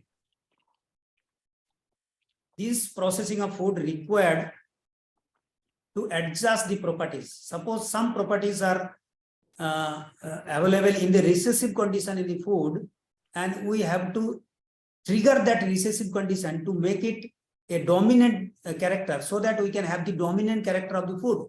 So for that necessitation, for that triggering, we require this, that is called adjustment of the property according to the individual's need. Like sometimes we take potato, boiled potato, sometimes we take potato, put the potato on the flame. So it is directly roasted potato where sakshat agni is there, means direct fire is there. It is very, very light and it enhances the agni in the body. If we boil, so there is a water vapor contained within the potato, so that makes it guru, heavy, because that potato absorbs the water vapor from the water. So some rules of cooking: food should be cooked in a low intensity fire in an open vessels, so that its process of cooking is very, very slow according to the natural process of ripening. So that should not be fastened like we used to do the fasten process by giving pressure cooker or the induction, or we can say the micro oven. This is the intensifying process, but we should follow the natural process. Now, the first part is over. Now I will focus 5 minutes on some clinical facts which lead to the lifestyle disorder due to the improper taking food, but taking food in an improper manner. We nowadays, today's population has no real sense of hunger. We actually take food according to the rules and regulation of the office or according to the synchronization of the family. So today's population has no orientation of the compatibility of diet. Diet has two different aspects. One is compatible, means this diet is acceptable and assimilable in your body. If it is not like that, it is not compatible, then it is called incompatible diet. If we take incompatible diet, that will lead to the heart disease or different kind of disease or skin disease.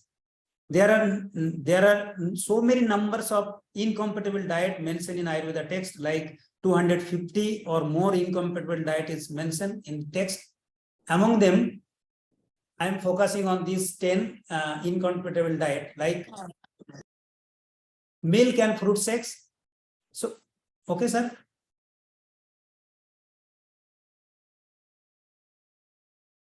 Okay, sir. Carry on. Okay. So milk and fruits as in milk shake or fruit salad. It is incompatible because there are two different kinds of protein. That is a emulsified food, and emulsified food reduces the absorption rate. Normal and non-vegetarian foods with the dairy product, it is also incompatible. Tulsi with milk also should not be taken in the name of herbal tree. It says in the Charak Samhita that Tulsi tea should be taken alone without milk. Taking honey with hot water, that is also indicated in only in some Panchakarma process, not regularly. Reheating of the food, very, very important. We should usually take food from the refrigerator, then we so reheating of the food comes under the incompatibility of the food. Drinking of cold water just after exercise or along with fatty food. Eating of salted food along with tea with content milk, and reheating of oil. Sometimes we reheat the oil. Consume curd at night. Eating cheese in place like India, where the status of digestive fire is not so strong. So these are some example of incompatible diet. This kind of diet leads to some kind of lifestyle disorders. So major lifestyle disorder includes these non-communicable diseases, diabetes, obesity, heart disease, cancers, and other metabolic disorders. Now I will give some example, research example, where it says that due to this kind of abnormal diet, this leads to the non-communicable or lifestyle disorders. See, some causes of lifestyle disorders are, it says in the economics of the non-communicable disease of India, page number 14 says there are improper diet, improper physical activity, or improper consumption of alcohol and smoking are the most commonest cause of lifestyle disorder. So improper food, improper diet. Normally, according to WHO, at least 80% of the premature heart disease, strokes, and type 2 diabetes mellitus, and 40% of the cancer could be prevented through healthy diet. If we take healthy diet, the 80% of the premature heart disease or 40% of the cancer can be prevented. So if we focus on the previously mentioned the principle of Ayurveda dietetics, we can prevent this kind of diseases to some extent. See, food should not be warmed repeatedly. Normally, we reheat the food, and food should be cooked in a faithful conditions. You see, there is a data in the book that heterocyclic amines are produced during the high temperature cooking, which is also considered as cancer causing agent. It is written in this book, The Evidence Nutrition Dietetics Therapy, page number 508. It says reheating causes the carcinogenic agent, production of the carcinogenic agent in the food. And Ayurveda also says food should not be warmed repeatedly. Annam punar sinnam yanti viswarupatam. It says. Then Ayurvedic concept of prevention of lifestyle disease, here also it says the vegetables and fruits must be rich with variety of fresh and seasonal variety. At least, book says that at least 400 grams of fruits and vegetable a day must be ingested as it helps to ensure the adequate dietary intake and dietary fiber, which helps to reduce the risk of non-communicable disease. So if we follow the Ayurveda principle also, by taking the fruits and vegetables in a raw form, then we can prevent the NCDs, non-communicable diseases. Ayurveda also focus to take the wholesome cereals and fibers. Nowadays, there is a tendency of decreasing poor cereals that leads to various different kinds of diseases, and it is common source of some heart diseases and skin diseases. So we should focus on whole cereals, not the seasoned or polished cereals like maida. We should focus on atta, not on maida. So Ayurveda advocates less intake of salt and high intake of fiber. That already I told that high salt consumption and insufficient potassium intake contribute to high blood pressure. That is written in the book, Park book. So Ayurveda says that you should take soindava, and soindava is a rich source of potassium. So if we take proper potassium, we can prevent the high increase of blood pressure. Then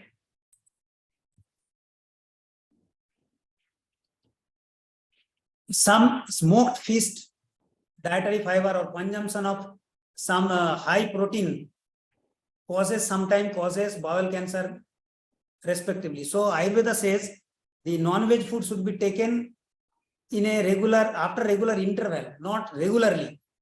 There should be gap between two consumption of the two high protein diet like matsya, gomamsa and mahis mamsa. So these high protein should be taken putting some regular interval. So on conclusion, a balanced diet having all 6 kind of roses must be present in your food so that you can give proper nutrition and your channel should be healthy. A person who eats what is good according to him, he will remain healthy. It is highly necessary in this context to revisit the ancient but ever new principle of the dietary concept which is mentioned in our text and take food as a havan or offering so that we can get benefits. Thank you very much. Thank you for providing me the opportunity to share some views of Ayurveda according to the nature.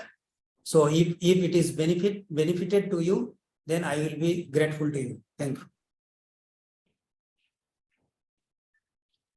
Thank you very much. Thank you for presenting the data. This is very important. The clinical facts. And you see, Ayurveda is not a theory. It is a practical approach.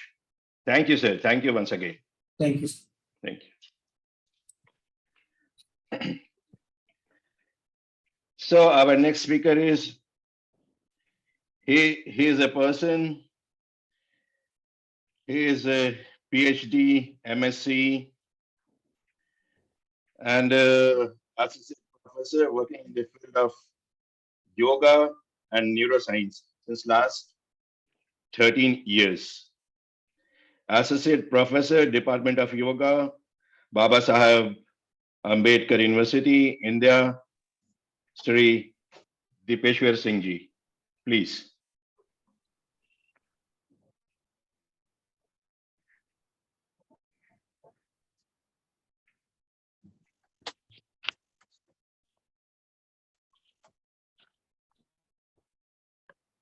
Hello.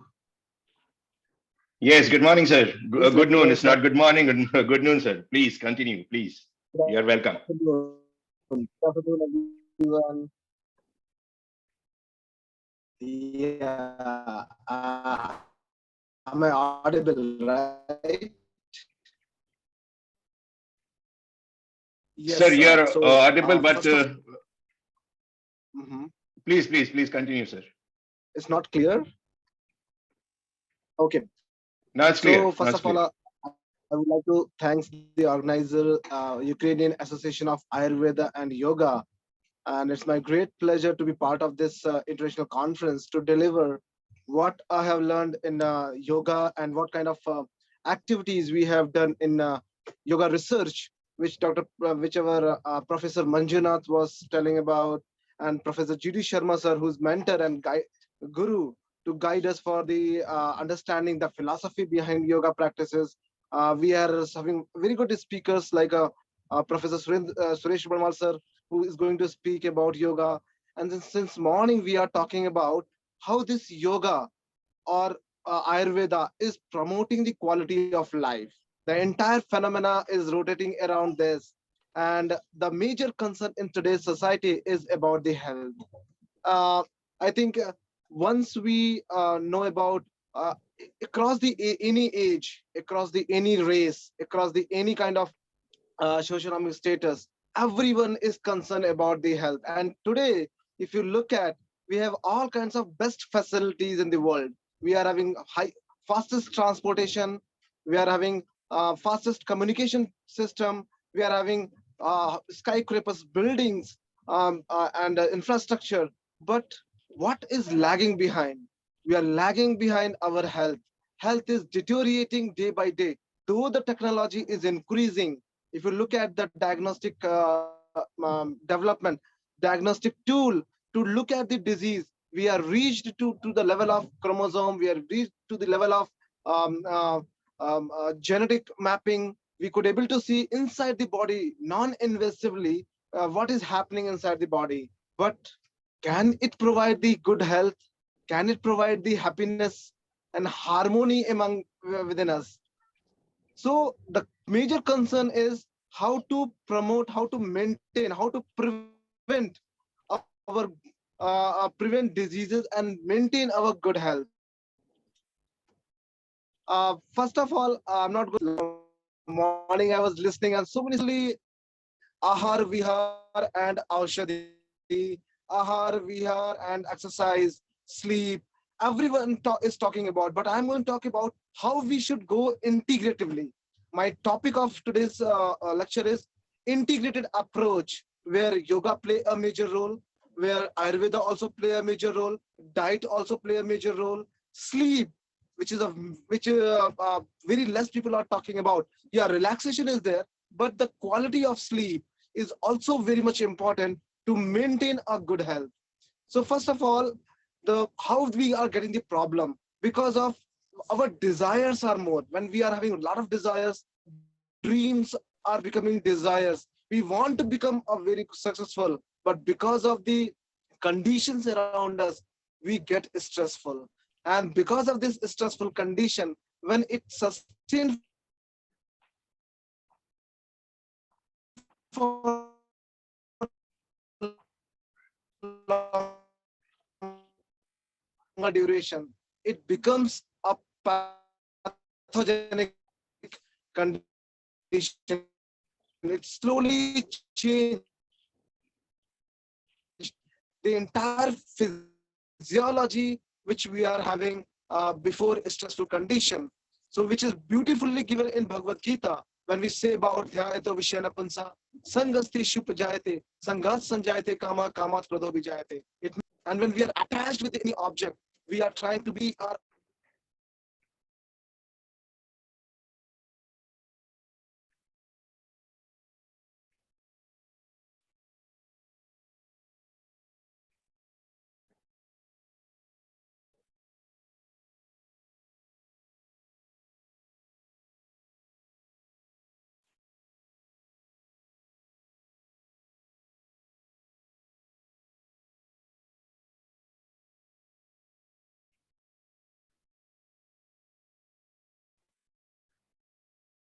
uh, I'm really sorry. Unfortunately, I'm traveling and I could not avoid. I was thinking to complete this talk before 2 o'clock, but somehow I could not able to manage. I'm really sorry. Uh, It's all right, sir. It's all right. so, No problem. No problem. uh, We understand very well. The time is short.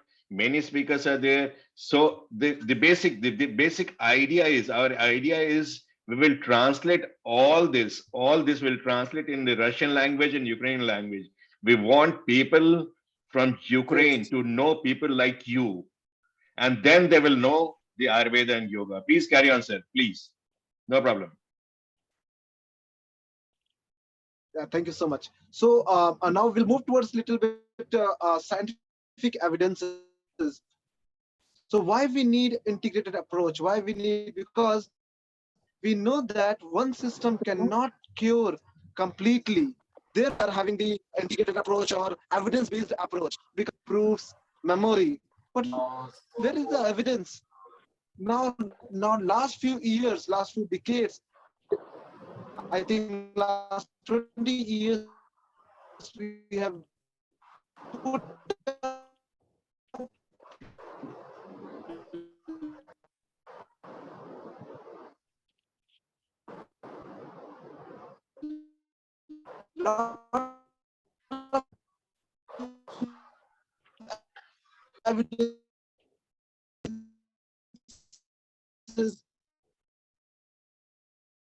with the help of various laboratories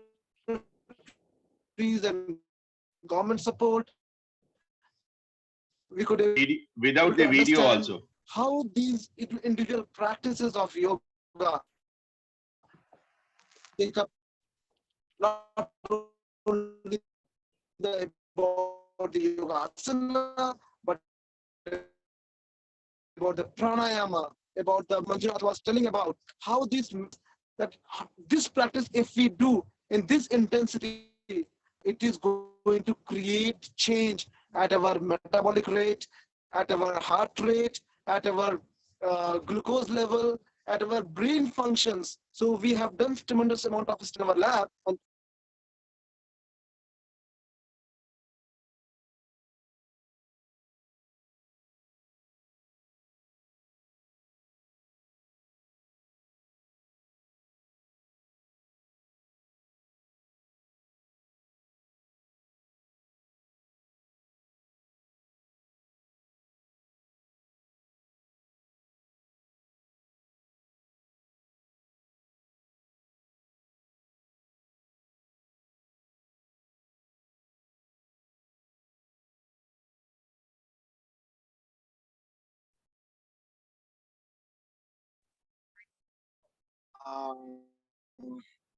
now voice is coming.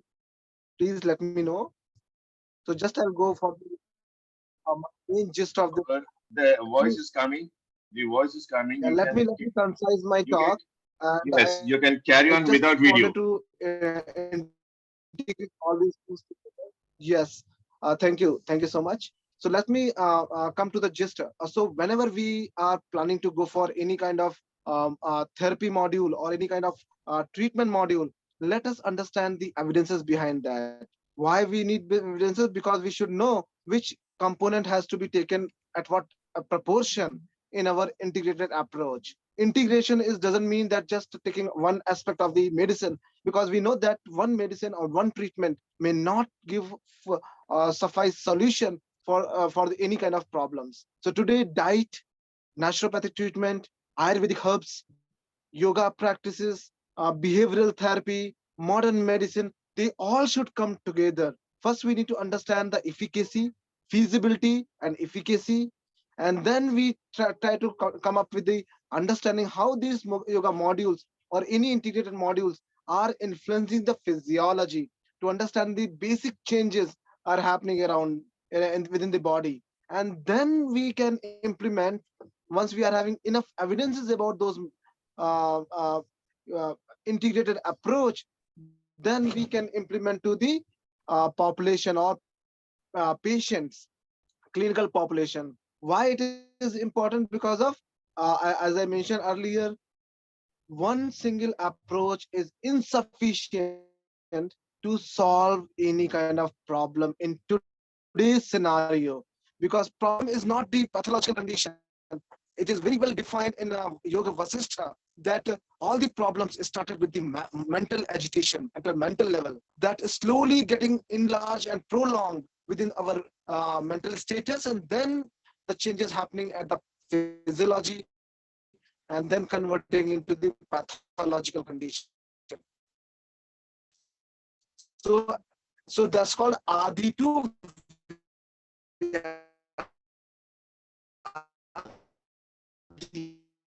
Adi means the changes at the mental level, mental agitations,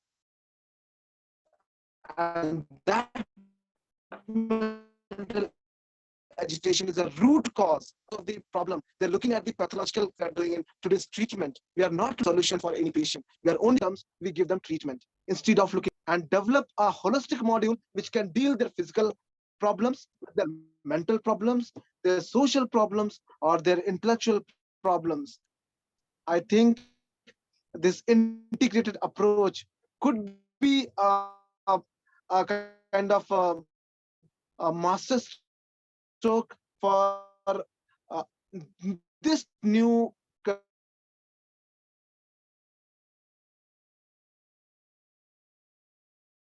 clinical conditions or any kind of non-pharmacological conditions, which is only looking at one aspect. I think this is all about for my gist of my lecture. I think I can just stop here because so I think that's all. Thank you so much, and thank you for inviting me. Dr. Bharat Singh, who invited me for this. If anybody has any question, contact me at any point of time. Thank you. Thank you so much. Vishwaji, thank you very, very much. the main message, as I understood, is integrate the system. It will work only when all the systems are integrated. Absolutely. Yes, I agree with your point. Thank you very much. Thank you very much, sir. Thank you so much. Thank you.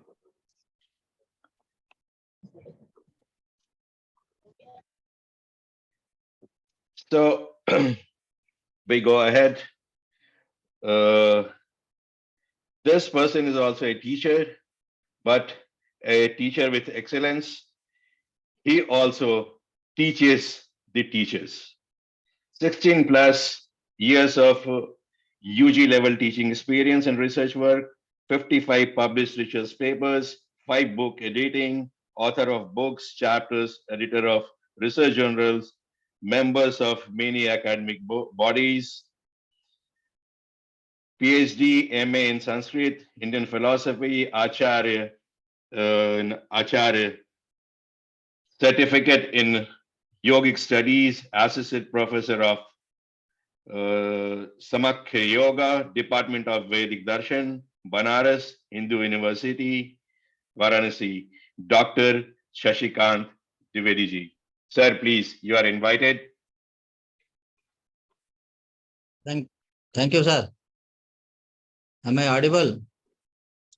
Yes, sir, we can listen you. Thank you. Good afternoon, everybody. My English so poor, but your video is not there, sir. Now it's coming. Sir, okay. It's not question of English or Hindi. The Sanskrit, the basic knowledge you know. So there is no question. Please carry on, sir. Okay, thank you. Very doubtful here in this world. What is the meaning, actual meaning of the yoga in the defined by the Patanjali? Patanjali योग के बारे में क्या कहते हैं और हमारा इस समय का संसार जो अभी हम देखें तो half peoples are on the net and half peoples are on the books. The basic books are in the Sanskrit. Then very difficult to say that all of the meanings who present on the papers or on the net, that is good for our yoga health, because what is the rishis said, that is they not know and they are not reading the books also. In English book also somebody wrote on that what is the meaning of the yoga. The Sanskrit word yoga is defined by the root use, that 3 meanings of that use root, and the gha pratyay is there. Then the use and gha is in the proper way, that yoga is there, yoga. Then use dhatu is use samadho. One meaning is in the samadhi, that is used by the Vyas in his commentary also in the Patanjali Yoga Sutra, yoga samadhi. And yujir yoga, that yujir yoga is the joint union. रुधादिगणीय धातु है ये, उभयपदी अस्थिमा आत्मनेपदी, and that's in the Sanskrit there is 2, the root is divided into 2, atmanepadi and parasmepadi and ubhayapadi also. That ubhayapadi means in both atmanepad and parasmepad, both that dhatu is used, the yujir yoga, that is basically used in the term of yunjan in the Nyaya Shastras also. Yukta yunjan bhejta, that is they make that 2 type of yogis is there, yukta yogi and yunjan yogi. That word is become from the yujir yoga. And yuj sanyamane, the next root is the yuj sanyamane. That is also Sanyamit Jivan, Yogi Jivan is also derived from that dhatu, which is Sanyamane. So what is the yoga meaning? That there's a lot of meaning you find that if you read that in the vocabulary or in the dictionaries, yoga in Sanskrit text, multiple meanings are there. That is one type of the kavach, and upay, dhyan, sangati, yukti, etc. In Amarkos, you find that. That in Devi Bhagavat, you read a Puran, Devi Bhagavat is Puran, that is wrote there, the yoga is known as meaning prem. Sriyan Gunan Pravitan Pravadans Tadasau Tam Premadam Anuchakar Cha Yoga Yuktaha. Here Yoga Yuktaha, Prema Yuktaha. The derived by the famous commentator Nilakant on that. That in Manusmriti, the yoga means chal. Yoga dhamana vikritam yoga dana pratigraha. Atra yoga dhamana iti padam agatam. Sorry, yoga dhamana iti word is there. Sorry, I am basically taught in Sanskrit. Then yoga dhamana iti padam agatam is Sanskrit bhasha I am परंतु yoga dhamana iti that word is yoga shabda.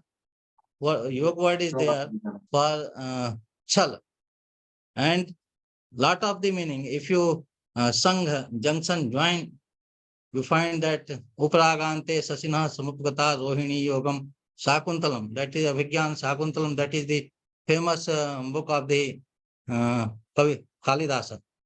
Or Kiratarjuniyam also, that Guna Mahatam Mahate Gunaya Yoga. The Kiratarjuniyam also, that Sanyojan, Yoga means join. Sampark, spurs also in there in the Raghuvansa. Tamanka Maropya Sarira Yoga Jaihi. Yoga Jaihi, here is the Sampark, meaning the Sampark.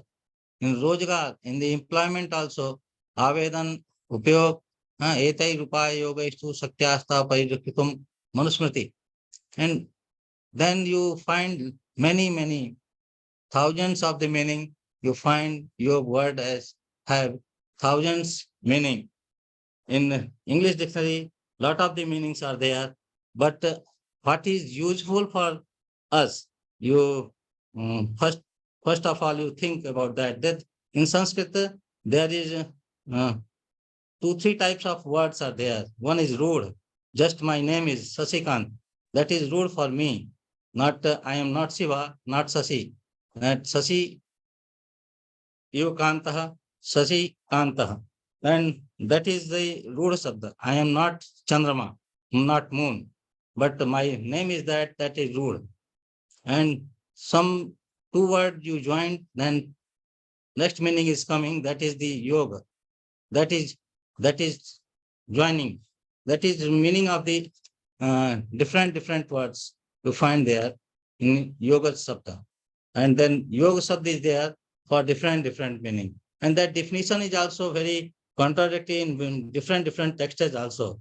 You find that Yoga Sikhopnishat, that is written there, Yo Pana Pranayos Chaiva Rajaso Retasas Tatha Surya Chandramasor Yogo Jivatma Paramatmanoha Evam Hi Dvandvajalasya Sanyogo Yoga Uchyate. That here is there that Dvandvajala and Jivatma Paramatma is Dvandva is there, Surya and Chandra. 2 different things are there. Pran, Vayu and Apana Vayu. Right? Different Rajas and Retas.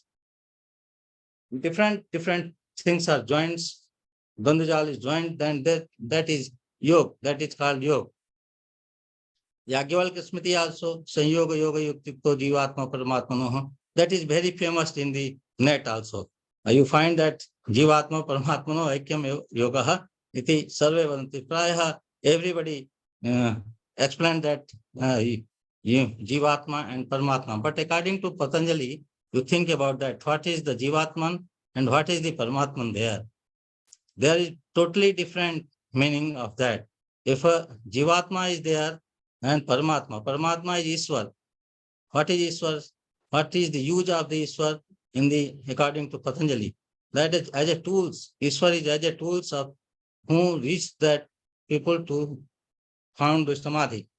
Ishwar Pradhanat Va. If you doing worship, Va, or you are something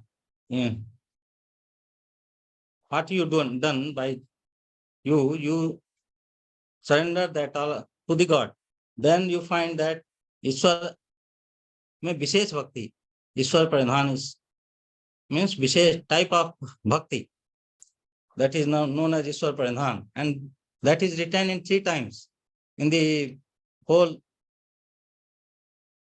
scripts in the Patanjali.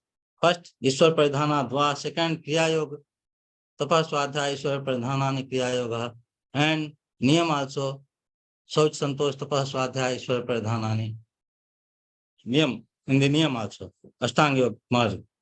Then you found that why Patanjali written 3 times your Ishwar Pradhan, why he is not written 1 time? That type of the yogis, type of the practitioners are there at that time also. Then they use their different type of the things of that type of the practitioner. The Ishwar Pradhan in first pada, Samadhi pada, that is different meaning, and the second Kriya Yoga Ishwar Pradhan is different, and Ashtanga Yoga Ishwar Pradhan is different. And many definitions in Gita, Siddha Siddhyo Samo Bhutva Samatvam Yoga Uchyate, Yoga Karma Sukauchalam, Tam Vidya Dukha Sanyoga Viyogam Yoga Sugnitam.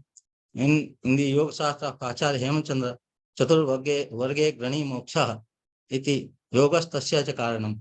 The cause of the moksha is yoga. He defined that. In Kathopanishad, Tam Yogamiti Manyante Sthiram Indriya Dharanam. In Yoga Sutra, very famous sutra is there, Yoga Chitta Vritti Nirodha. Then many of the peoples are Atha Yoga Anusasanam. There I listening some peoples are here. I am not criticize that people, but what is the meaning of Anusasan? What is the Atha Yoga Anusasanam?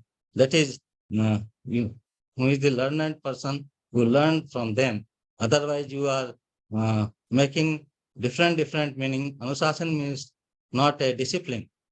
Here is the Anusasan means Anu is the suffix Anu and prefix suffix. Sorry, the Anu is the prefix. The Anusasan means Sasan and Anu. There is 2 words.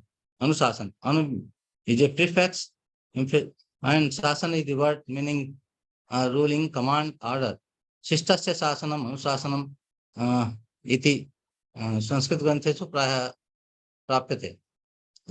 In Sanskrit books, in Praya, every time you find in the Sanskrit book that Anusasan means Shist, who is the Shishtasya Sasanam, Shist is the commentator, or who is before the Patanjali.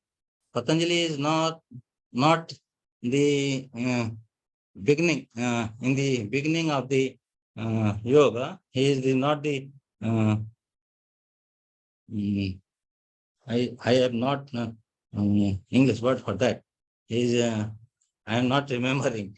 He is not the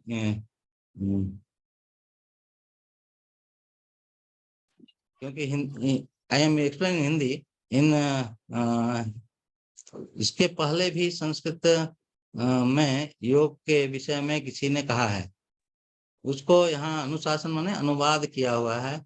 अनु माने हम बाद में बता रहे हैं वही चीज को जो पहले किसी ने कहा. जैसे वेदों में कहा गया है, Veda is in the Hindu tradition, और the Veda that is in निश्वासितम वेदा ब्रह्मस्य ब्रह्मण निश्वास भूतः वेदा. ब्रह्म का श्वास निश्वास भूत वेद है, उससे यह उत्पन्न है. नहीं तो इसको फिर ऑर्थोडॉक्स मानने की फिर जरूरत नहीं पड़ती. फिर इसको हम ले जाते हैं वो नास्तिक दर्शन में. आस्तिक दर्शन नहीं होता. अगर इसको वेद परक नहीं मानेंगे पतंजलि की रचना को, तो नास्तिक दर्शन हो जाएगा. क्योंकि नास्तिक को वेद निंदक, जो नास्तिक होता है वह वेद की निंदा करता है. और यह इन्होंने वेद की निंदा नहीं की तो ये नास्तिक नहीं है, यह मानना होगा. तो ये नास्तिक नहीं है तो आस्तिक हैं. आस्तिक हैं तो इनके ग्रंथों में वह मिलता है. तो यह इन्होंने यह क्रिएटर नहीं है, यह इन्होंने योग को उत्पन्न नहीं किया, योग को इन्होंने बनाया नहीं। इन्होंने योग को क्या किया?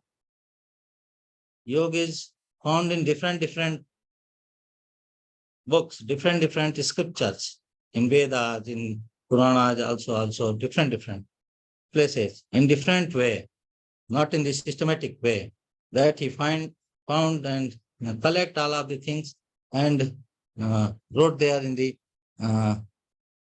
in his book, and that known as Patanjali Yoga Sutra. Then that is Yoga Darshan, that which is very widely translated by the philosophy of yoga, and but actually the word darshan has a much deeper meaning. Darshan is the much deeper meaning from the philosophy. Literally, it means to see. It is derived from this dhatu, this root, meaning to see, and is related to the word drashta, meaning to the seer. Darshan is the process of seeing. Therefore, yoga darshan means a process of seeing through yoga. Then, if I am seeing through yoga, how well-being is there, then you find that in Charak Samhita, written there, samadosha samagnischa samadhatu malakriyaha prasannatmendriya manah swastha ityavidhiyate. Punaha, again he wrote there that three types of the dosas, Vata, Pitta and Kapha, that makes Sharirik dosh, Sharirik disease in body. And Mansik disease, for the Mansik disease, you just go through Patanjali or go through yoga. Otherwise, no way to you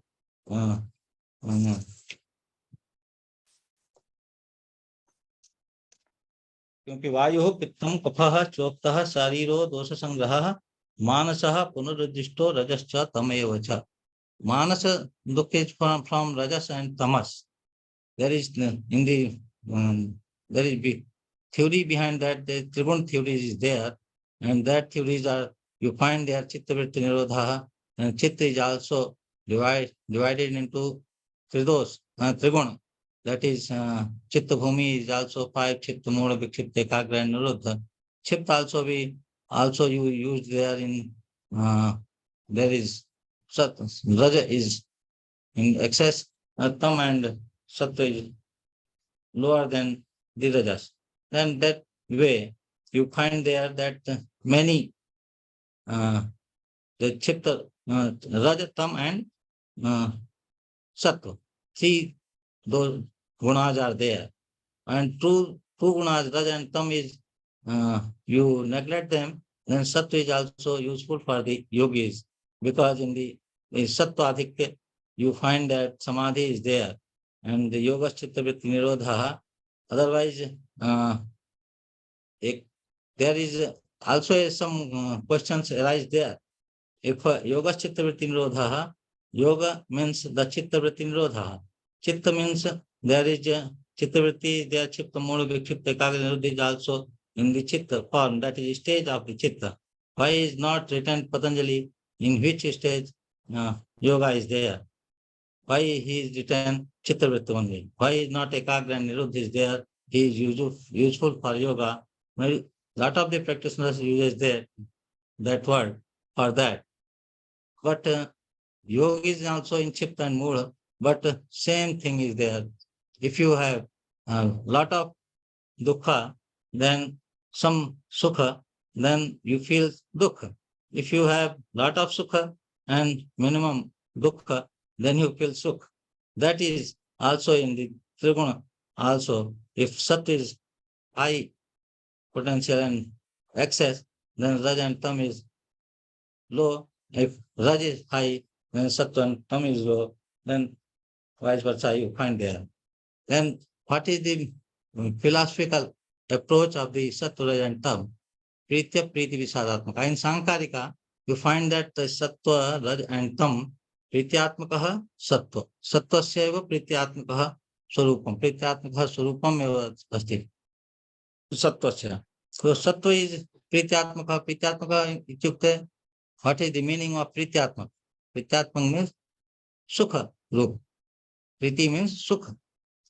So sukha रूप is sattva. If sattva is there, then sukha is there. If atha yoganusasam va yogaschitta vritti nirodha, if you follow that, if you do that practice, then chitta become sattvic. And well-being, well-being is not only for शारीरिक, also मानसिक, and मानसिक sukh. You find that through the sattva, and sattva is high in the yoga, then you become yogi. Otherwise, not you find yogi. Then you find lot of the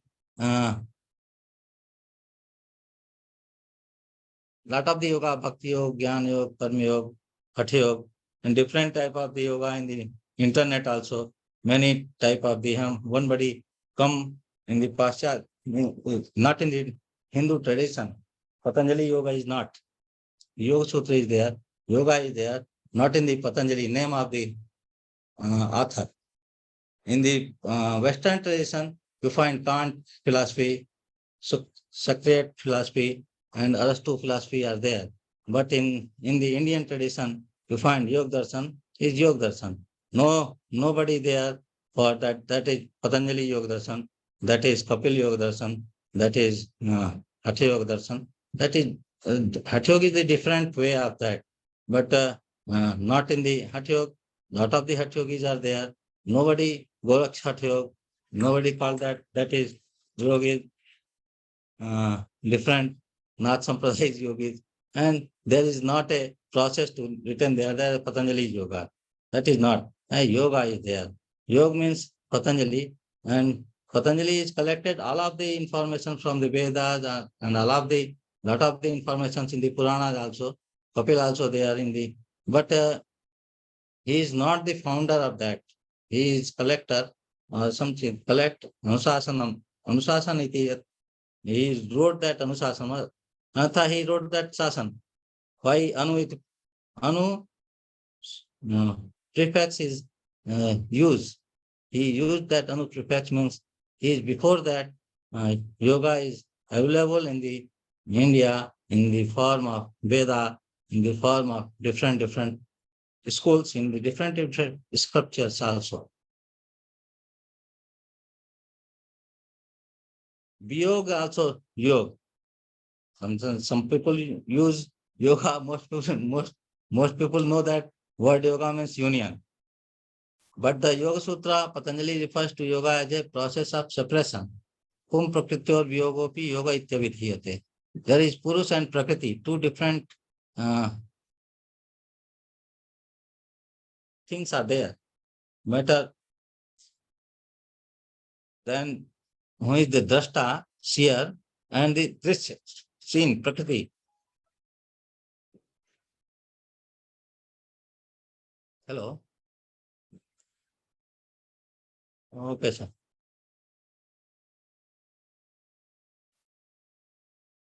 Then the most of you people yoga means using that union, but according to Patanjali, I am not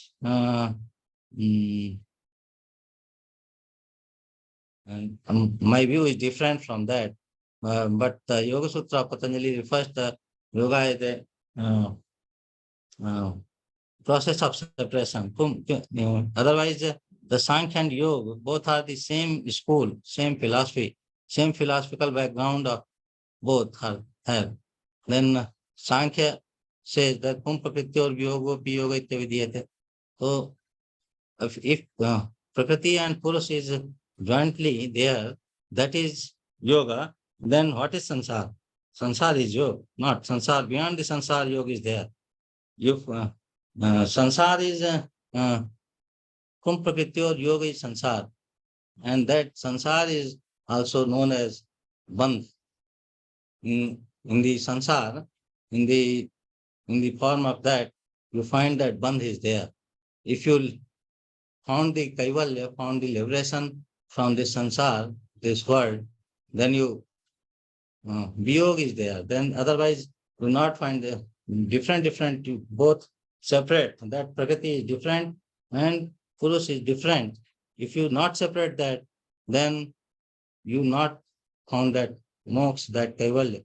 That is also written by the Patanjali also in his sutras. Different three times he wrote there kaivalya also. What is the 1-2 minute और लेंगे sir. What is the lot of scholars are there? Then my English is so poor. I am because after 20 years I am speaking English, and last 20 years I am teaching here in Sanskrit and Hindi also. But before, when I am there in Bihar School of Yoga, then 1 year I teach there or learn there in Sanskrit, in English. But not without a lack of practice, I have not found such word for that to explain that. Then if you find Yoga Chittavritti Nirodha, if I am explaining Hindi for better for me, Yoga Chittavritti Nirodha is in the Samadhi Pada. There is what is the cause behind that Abhyas and Vairagya. Who use Abhyas and Vairagya, then you find that Chittavritti Nirodha. And after that Chittavritti Nirodha, what happened? Tada drashtu sarupe avasthanam. The Purush, the Drashta, that is seer, that is in Swaswarup avasthiti. Swaswarup means that is Swastha. That is also Swastha. If a Drashta is in the Swaswarup, means apne roop mein sthit ho jana, not in the different roop. Because in the world, you find that different roop. His Purush have different roop. In Vritti Sarupam Itaratra, in next sutra is told that the Vritti Sarupam Itaratra. If you not, Chittavritti Nirodha is not there, then Vritti, which type of the Vritti is there, then that type of the Purush is you found. Then that is the Sattvika. Who is the Sattvika? Sattva Sampanna. That is practice that type of the yoga, Abhyas and Vairagya. If Abhyas and Vairagya is not, you have not. Okay, sir, I am concluding. If Abhyas and Vairagya is not useful, Abhyas and Vairagya is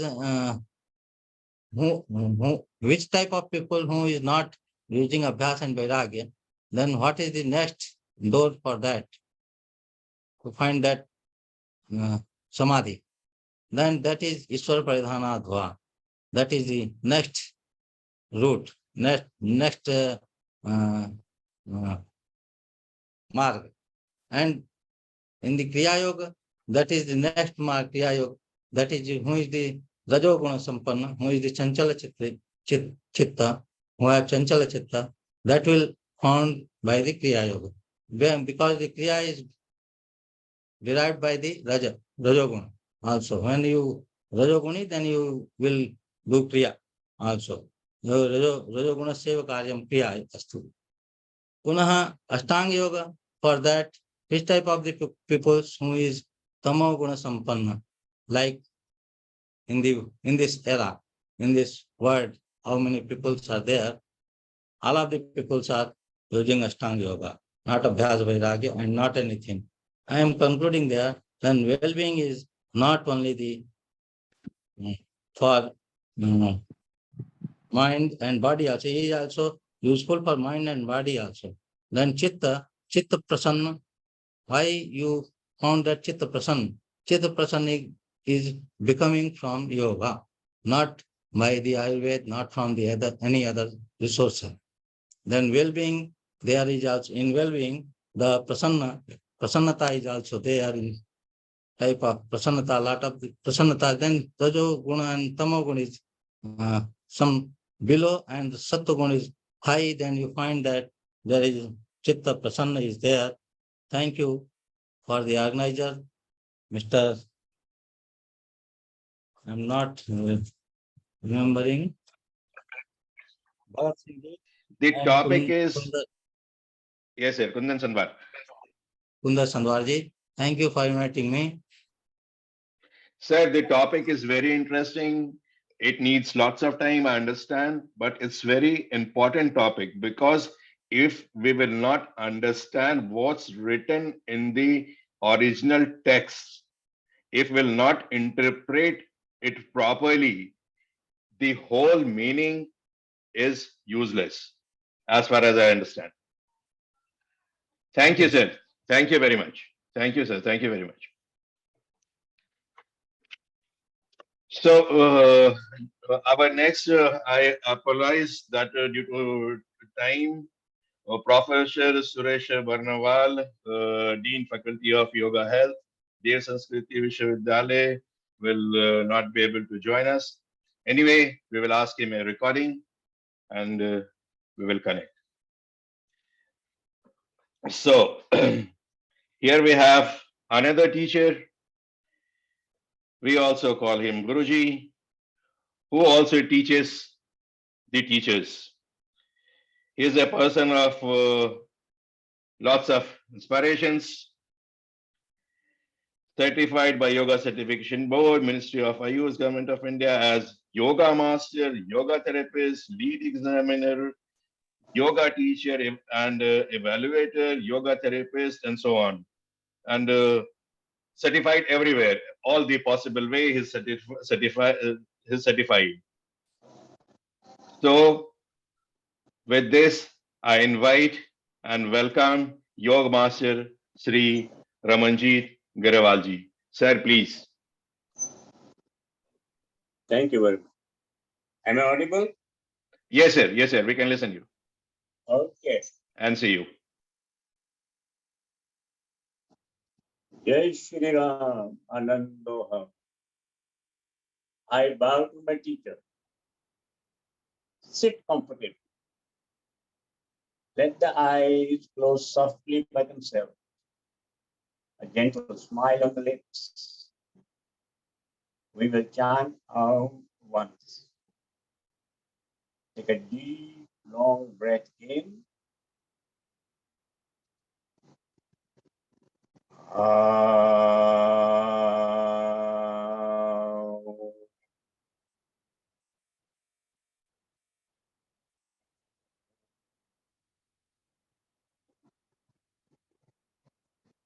Stay with the eyes closed for a couple of breaths.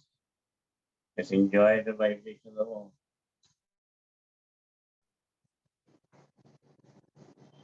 मुस्कुराते मुस्कुराते धीरे से आंखें खोलें. My topic is yoga and science. Yesterday, today, and tomorrow.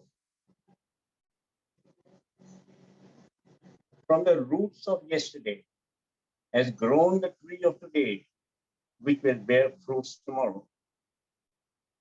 I give you a brief introduction. Yoga is a practice rooted in spirituality that originated in India thousands of years ago. It has since evolved into a holistic discipline encompassing ethical principles, physical dispositions, breathing processes, chanting, on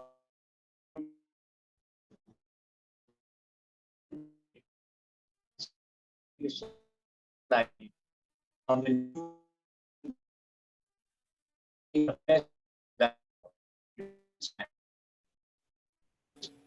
explores the relationship between yoga and science in the past, its current state, and potential future development. Let's take a general look at both yoga and science to demystify them and to understand them better. Yoga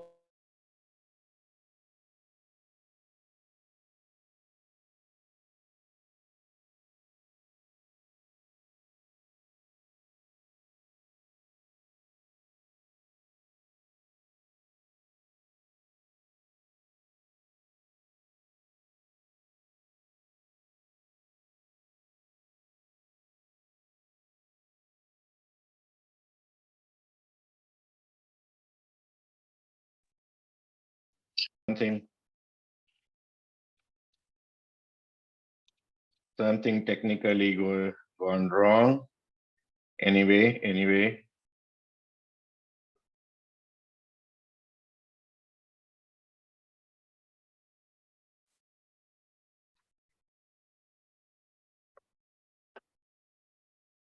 We will wait. By the time some technical thing is there, I'd like to invite. I would like to invite a certified yoga teacher, a real enthusiast of yoga. She is learning. She is teaching yoga since long time. She is from Egypt, MSc Yoga from SVS University, India, certified yoga teacher and therapist based in Egypt. Miss Meena Aminji. Ma'am, you're here. Thank you, sir, for inviting me for this conference and happy International Day in advance. Namaste to all. The topic that I choose to share with you today is yoga and holistic health. And as holistic health today in modern world is depicted by the physical, mental, and social and spiritual health, so does yoga and Ayurveda consider this more than 5,000, 10,000 years ago.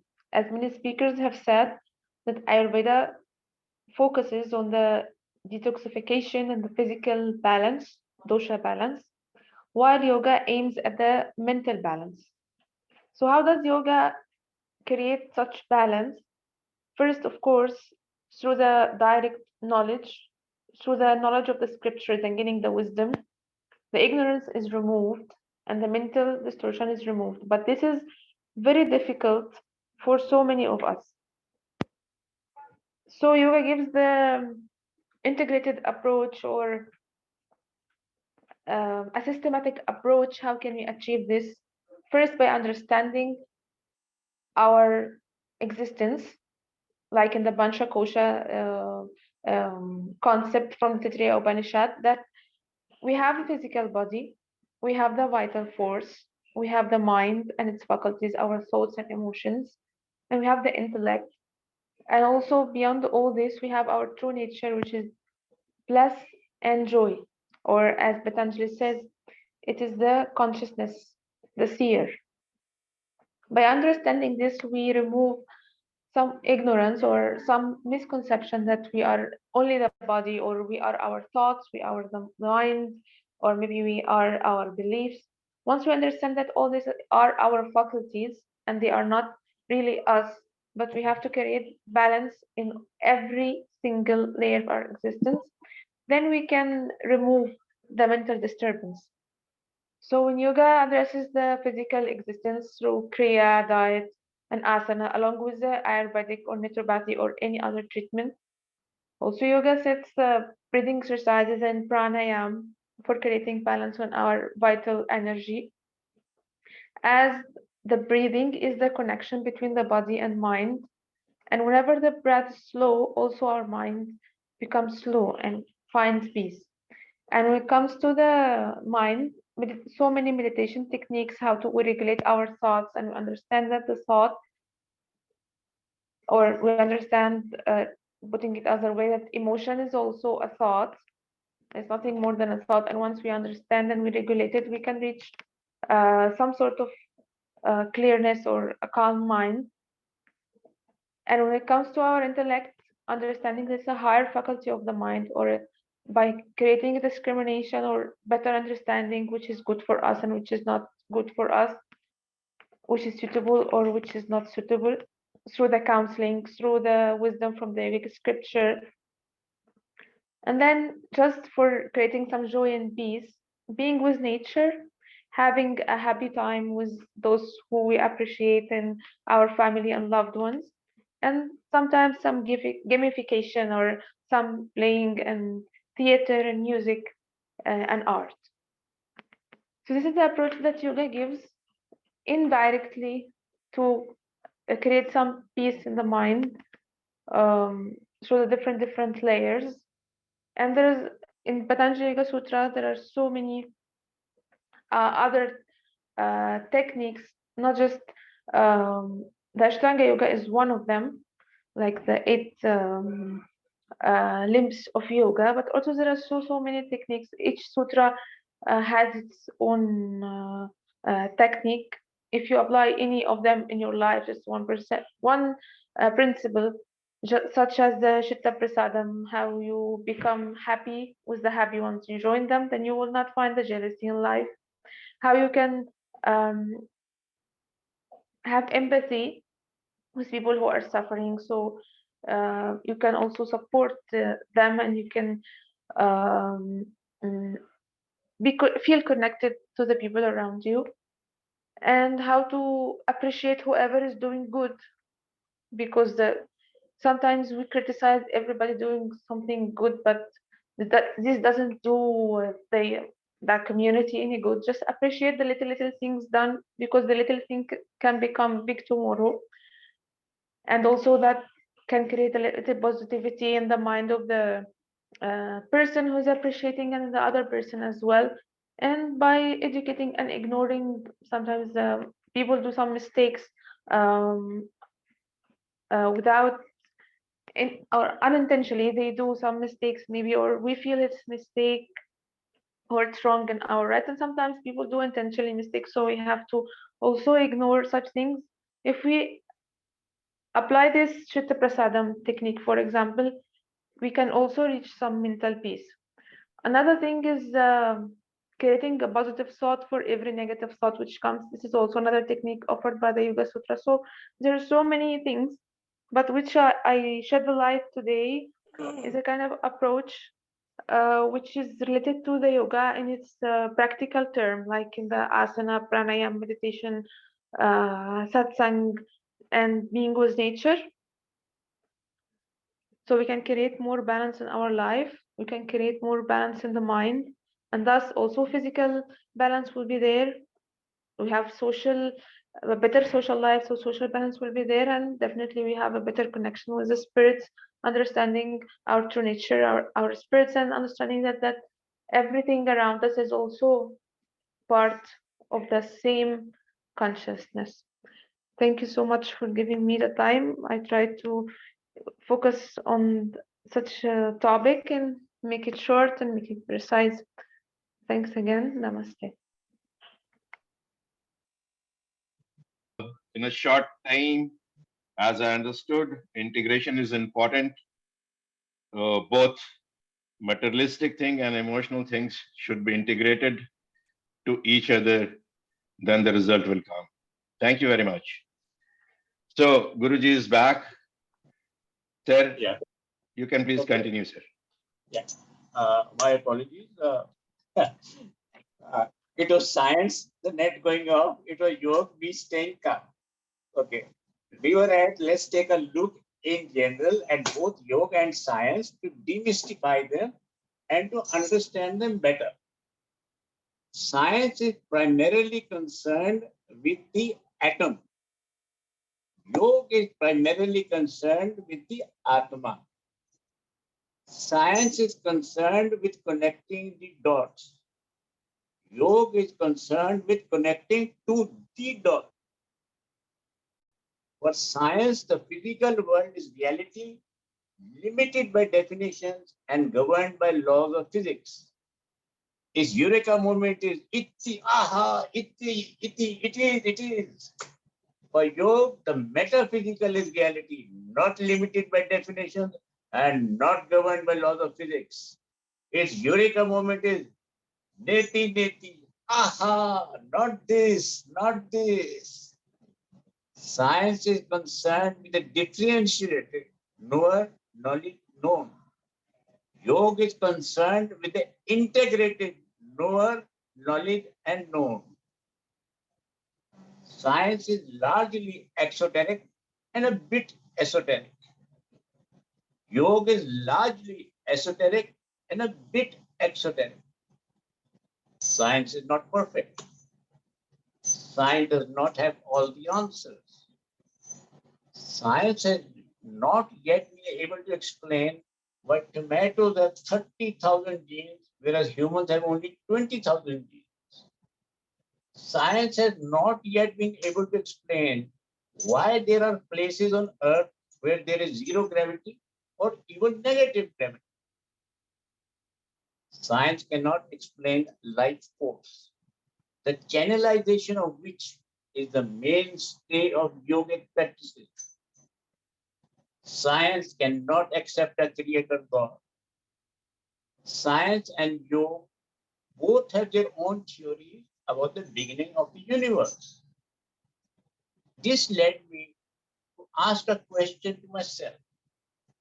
Science, which is imperfect and has dichotomy with yoga, is it even qualified to judge and validate yoga, which is an art, a science, plus a meta-science?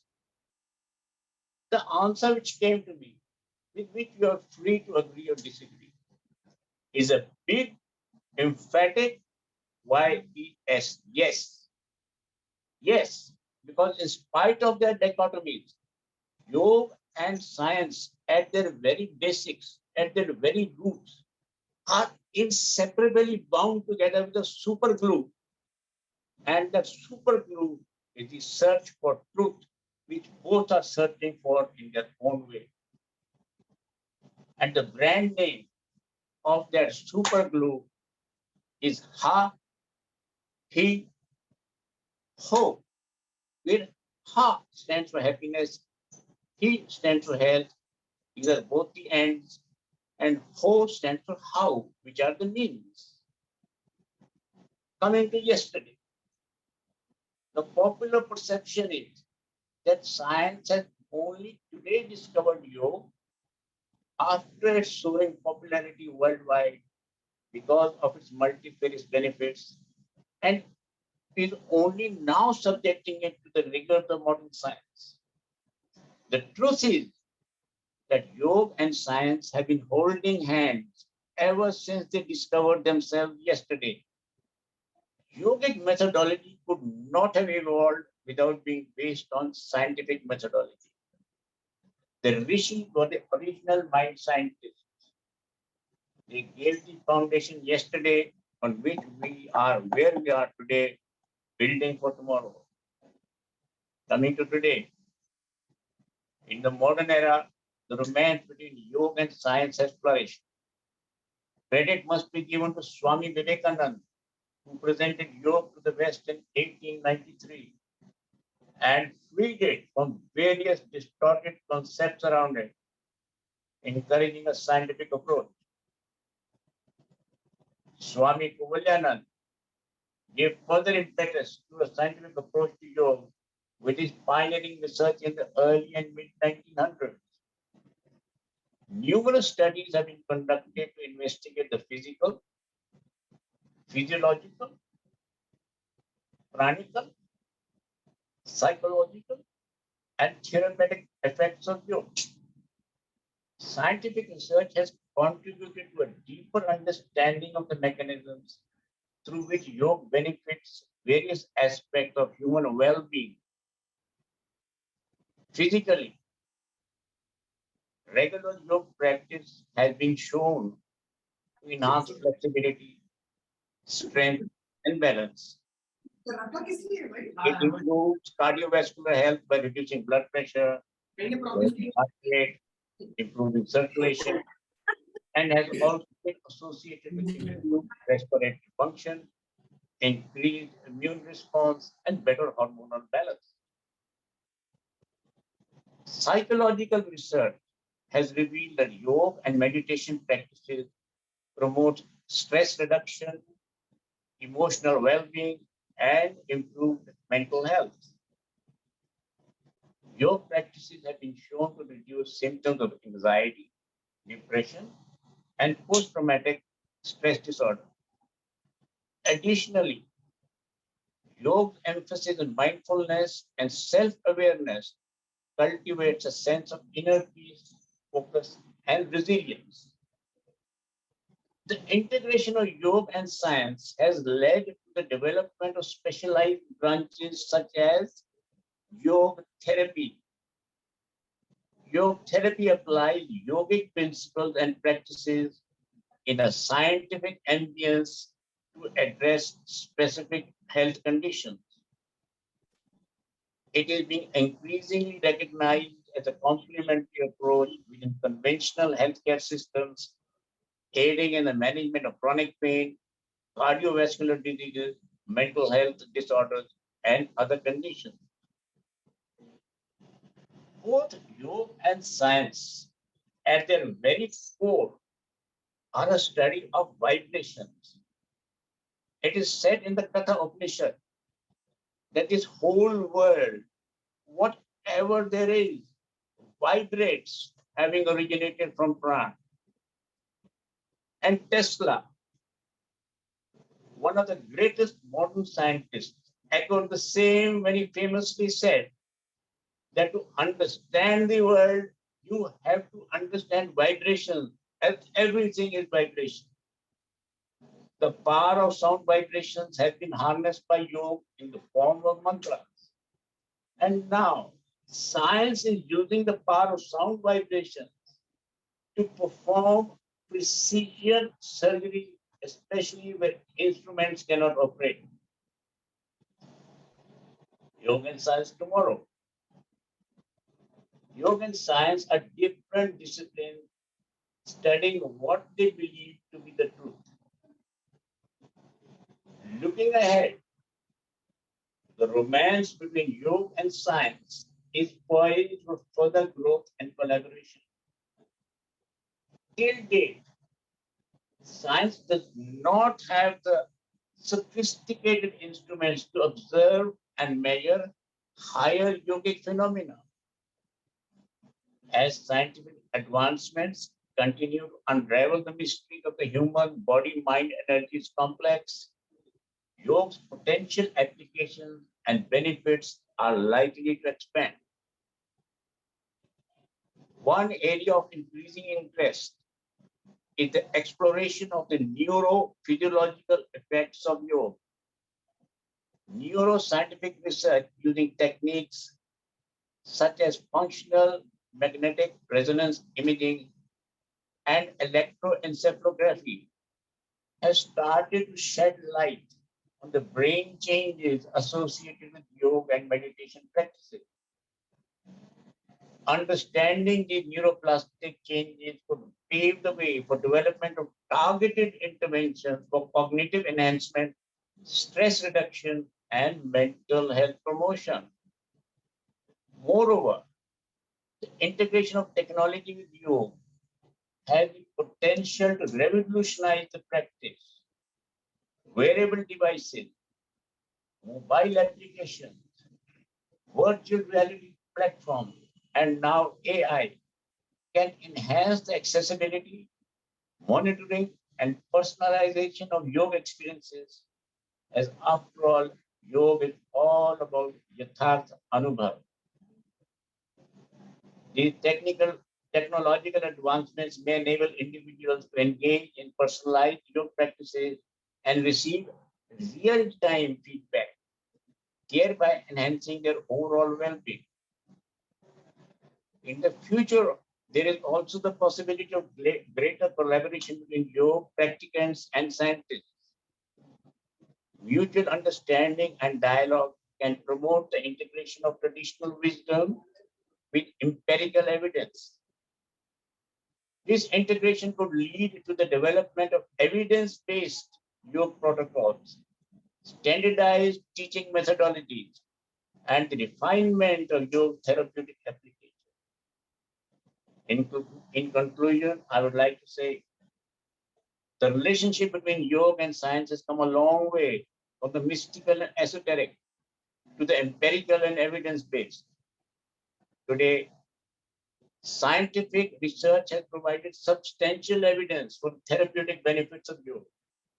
It has transformed the yoga from a purely spiritual practice to a worldwide recognized discipline within the realms of medicine, psychology, fitness, and wellness. The continued collaboration between yoga practitioners, scientists, fitness and healthcare professionals holds tremendous promise and can contribute to the growth and refinement of yoga's immense and largely untapped therapeutic application. Furthermore, advancements in neuroscience and technology offer exciting possibilities for deeper insights into the neurophysiological effects of yoga, the development of personalized, accessible practices. As we move into the future, the union of yoga and science has the potential to shape the way we approach health, well-being, and understanding of the body, breath, mind, energies, complex, and the spirit connection.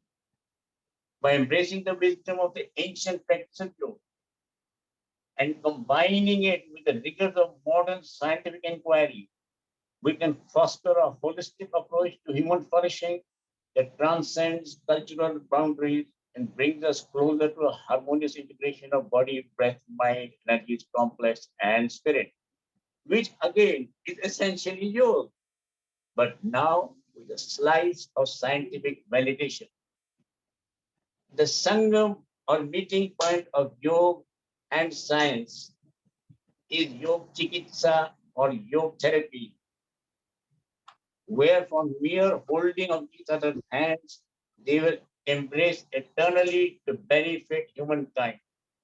I visualize a potent combination of yoga and science in the realm of neurology, of utilization in space travel, and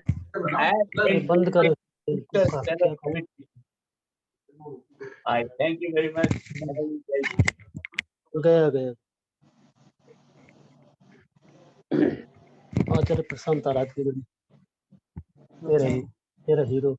Please close your microphone. Thank you, sir. Thank you for this comparative study. It requires lots of time to listen to you. Science and yoga as a science, or science of yoga. All things. No, it's the same. Yesterday what it was, today what is, and what is the future. Thank you, sir. Thank you very much. Thank you. Thank you. Thank you very much. So I'd like to invite, next I would like to invite 20 plus years, including consultancy and classes of yoga therapy. The most important part of this lady is that she is adapting yoga for the need of different able children's. This is wonderful. Yoga therapist, consultant, and teacher, Krishna Macharya, Yoga Mandiram, Srimati R. Ramadevi. Ma'am, you are welcome.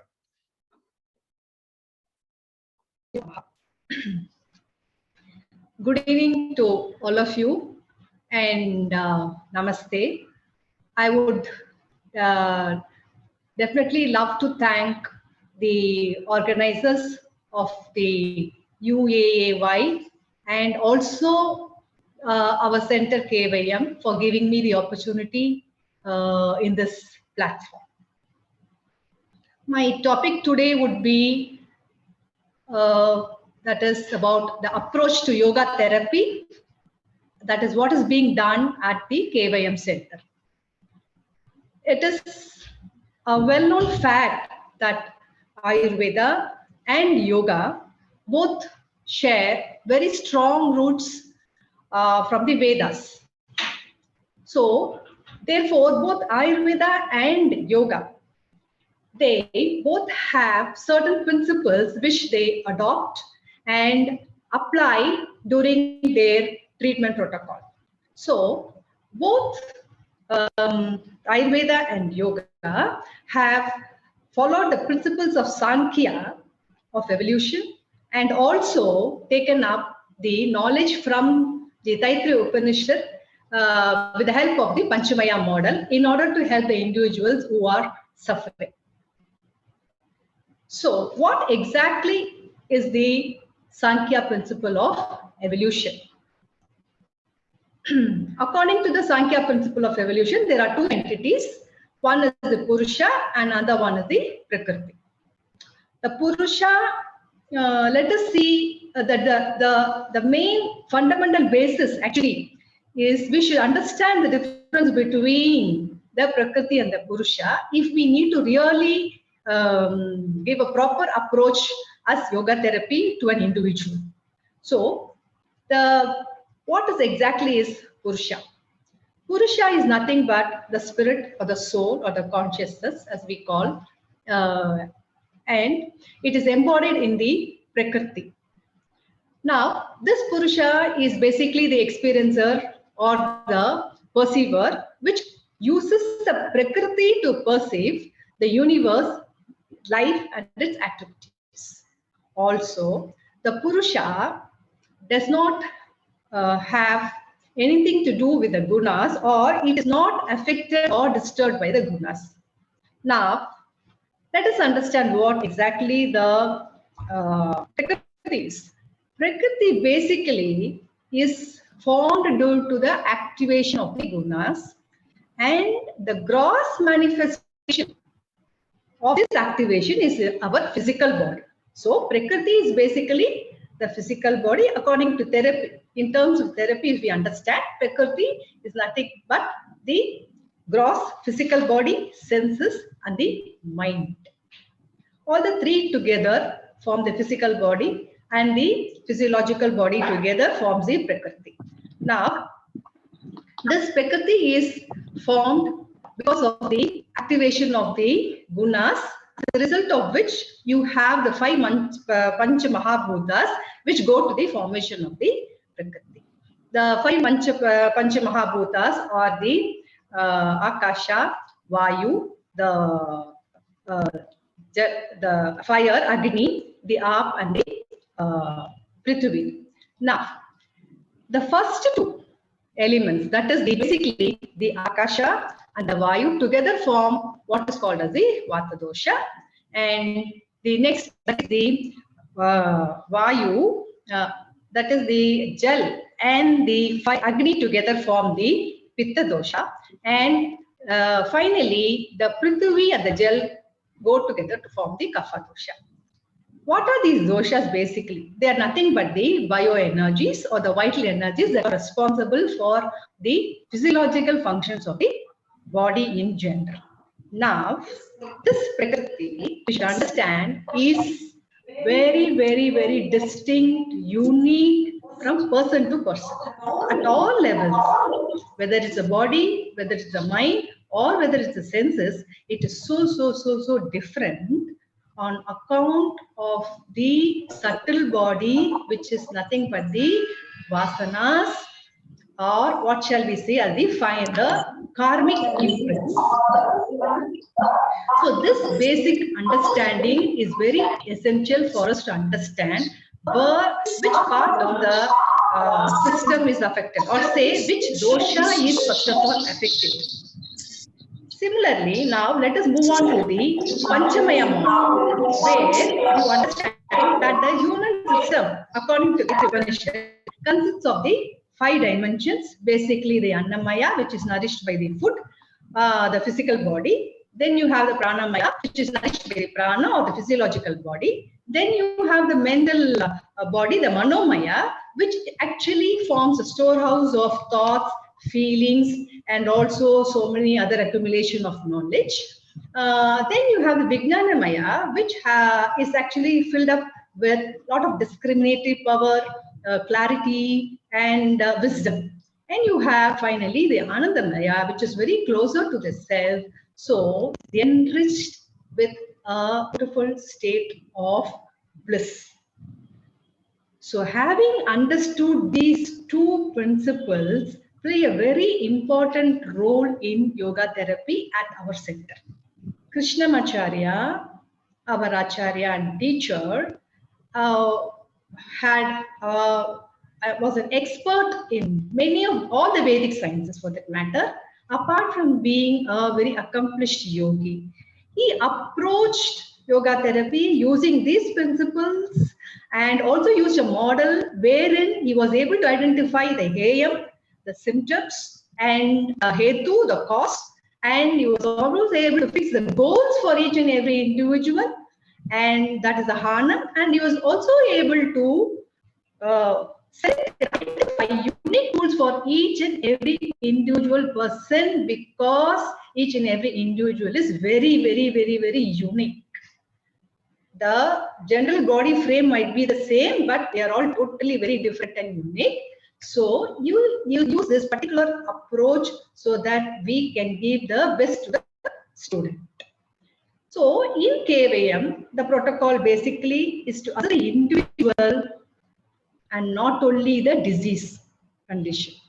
It is more to do with the individual, because we can reduce the symptoms to a greater extent by doing a lot of asanas, pranayama, or dhyana, or whatever it may be. But to heal a person, we have to, holistically study the individual, which only the Sankhya principles and the principles of Taittiriya Upanishad, that is Panchamaya model, can give it to us. This is our basic way of functioning. So therapy doesn't end in a day or over a short period of time. It is actually developed over a period of time, and a good rapport is developed with the student in order to understand the student in a more better way and give the exact solution that the student needs. Now, just to quote case study, let me say, like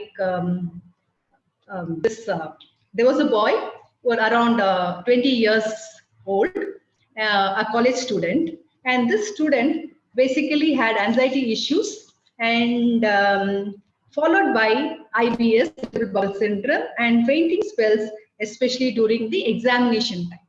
Apart from that, at home, he had temper tantrums, he was oversleeping, he had absenteeism, he did not go to college, he was angry, he had irritations, frustration, and also exhibited loneliness at many of socialized occasions. So, the cause, these were the symptoms that was given to us by the student, narrated by the students and his parents. The hetu, or the cause, was basically because of the failure of coping up mechanism at his age with his teammates, because he was the leader for a team, but he was not able to understand the student mentality. He had his own rigid and over expectation as goals, which he couldn't meet with his counterparts, as a result of which the student had so much of anxiety when it came to project work and assignments and things like that. So slowly he started showing all these withdrawal symptoms. Now, what is the Hanam part of it? That is the goal. The goal from our side was to reduce his tamas and also his rajas. So tamas was like, oversleeping and not willing to do, dullness, not willing to go to college, all these things. And rajas is by, all this irritation, anger, throwing things, temper tantrums, were all his rajasic behavior.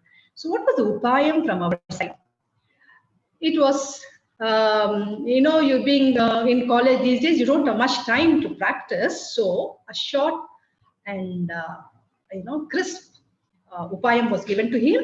One was Surya Namaskar with rounds, 2 rounds of Surya Namaskar with Surya Namaskar mantra, Ram, Reem, Room, Raim, Rao, Raha, these mantras, and then make him sit in Sukhasana and just open out his chest by doing Om Shanti, like that, just about 6 or 8 times, just opening up his chest. And next one was the simple Brahmari pranayama, and ended up with Nadi Shodhana. See, we have to also look into account the time, the age. You can't ask a 20-year boy to come and, tell him to do yoga and then you'll be all right mentally, you'll be all right physically. It is not so easy. So a short practice, but at the same time addressing the mind and the body is equally important. So, and not only that, mentoring also, building a good rapport, understanding the student's mentality, especially of this era, generation, is very, very important. So I conclude by saying that the principles of Sankhya, wherein we understand the different vitiation of the doshas, the vikriti of the doshas, And also the gunas are very important for us to design yoga practice for an individual. Thank you very much, sir.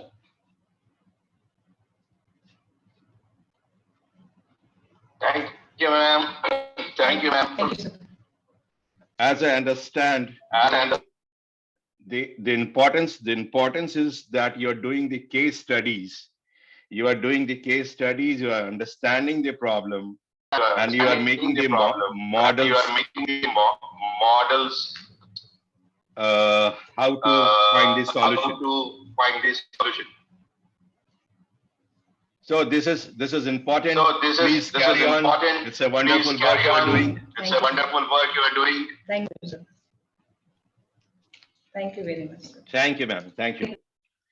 So our next speaker he is also a doctor. He understands, he knows the benefits of Ayurveda. And when the doctor is a practicing doctor, it's very important how he is implementing the things, how he is using the might and depth and heights of Ayurveda. So we have one doctor. He was also awarded Gomantak Goa National Award for Excellency in Clinical Services by our Honorable Union Minister, ex-Union Minister, Sri Patnaik. So his PhD, MD, Ayurveda Chikitsa, Associate Professor, Department of Kaya Chikitsa, All India Institute of Ayurveda, New Delhi, Dr. V.G. Hudder. Sir, you are welcome. You are invited. Please. Namaste to everyone. Hope I am audible. Yes, sir. We can listen you. Yes, please. Okay. So at the outset, so can you please able the host disabled participant screen sharing? Can you allow? Can you allow share screen from the admin side?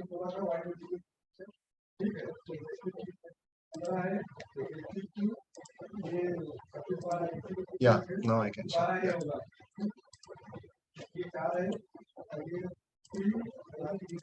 The screen is visible, right? Okay. Okay. Namaste to everyone. Yeah. At the outset, I would like to thank the Ukrainian Association of Ayurveda and Yoga for giving me an opportunity to share my some few views regarding in the next 10-12 minutes.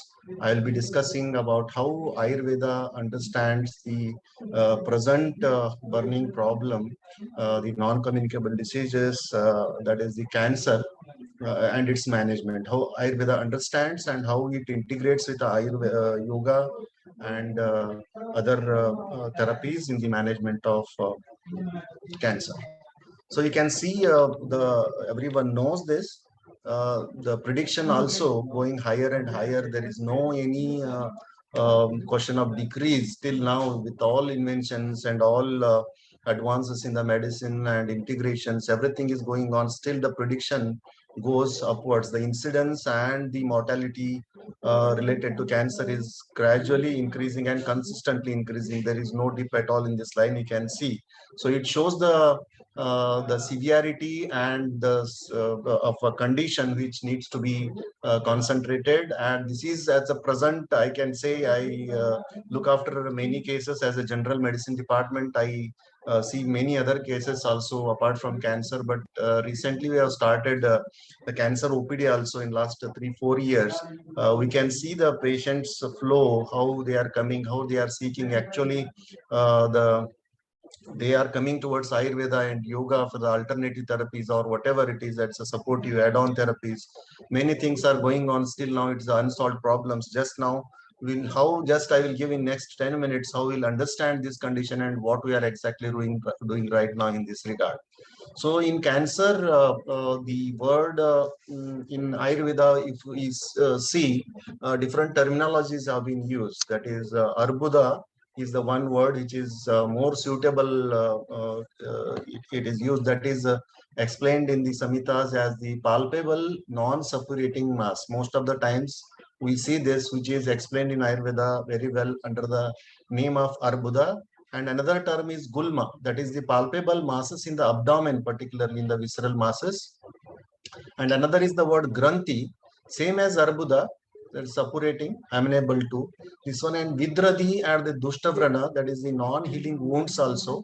Raised edges, fragility of the tissues, and the induration are the typical presentations of the malignant ulcers, which we can come across in cancer practice also. Visarpa is the another word, description suggestive of malignant pathologies. It is Abhyantara Visarpas and many other conditions are there.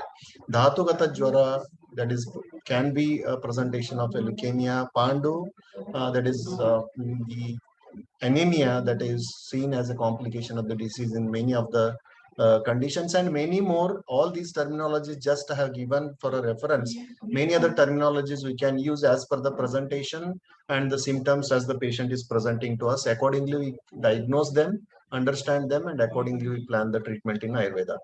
So you can see here very clearly the concept have been explained with the references I have given here for the reference. Later you can search if you are interested in that. Sushruta Samhita, Ashtanga, in all those, this one Arbuda and the Granthis, as I have mentioned previous slide, they have been very well clearly explained.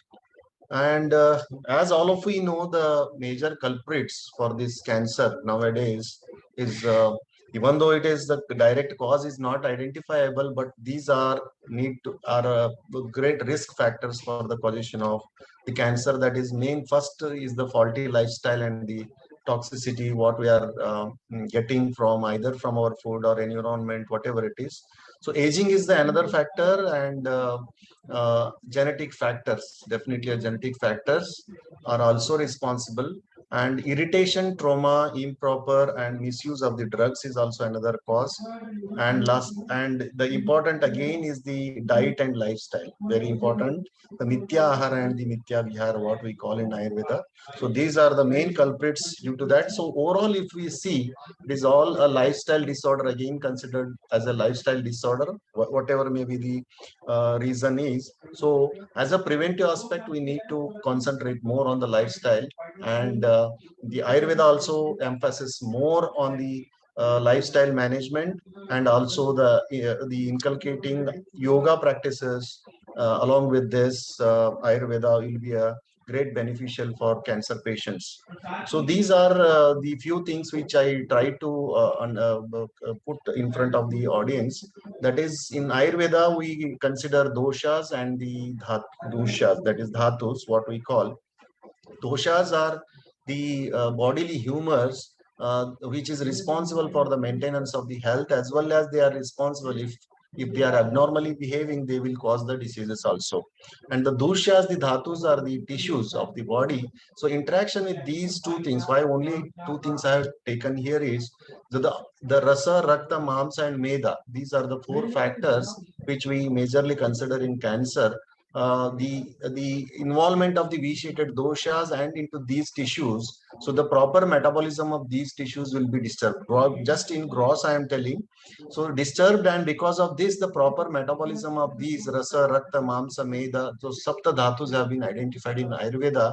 So this metabolism will, once it is disturbed, so in between these mamsa and medas, there will be some of the tumors or abnormal growths, such a type of things will happen. So this is a simple understanding in the terms of Ayurveda. So we try to identify at different stages of cancer therapy also, and during the course of the illness, there will be different involvement of the doshas. Accordingly, we think and accordingly we plan the treatment. During the chemotherapy, what are the doshas vitiated? Most of the times, not all the times, but post radiotherapy conditions also patients comes. After surgical removal and debulking, the such patients also comes to Ayurveda. On relapse, once the relapse, they have taken treatment and again relapse has occurred, the patient will approach us. Then palliative care and many other things, the family history of cancer the patients are having, and they have a fear of having cancer, as in the familial genetic factors we have seen. So they want to prevent those things. As I'm having cancer in my father or mother, just I want to prevent, what precautionary measures we have to take. Such patients also comes to Ayurveda approach. So the key factors for the management considering these culprits is the, what we think is, this is the Trayopastamba is the word which is used in Ayurveda. That is three pillars.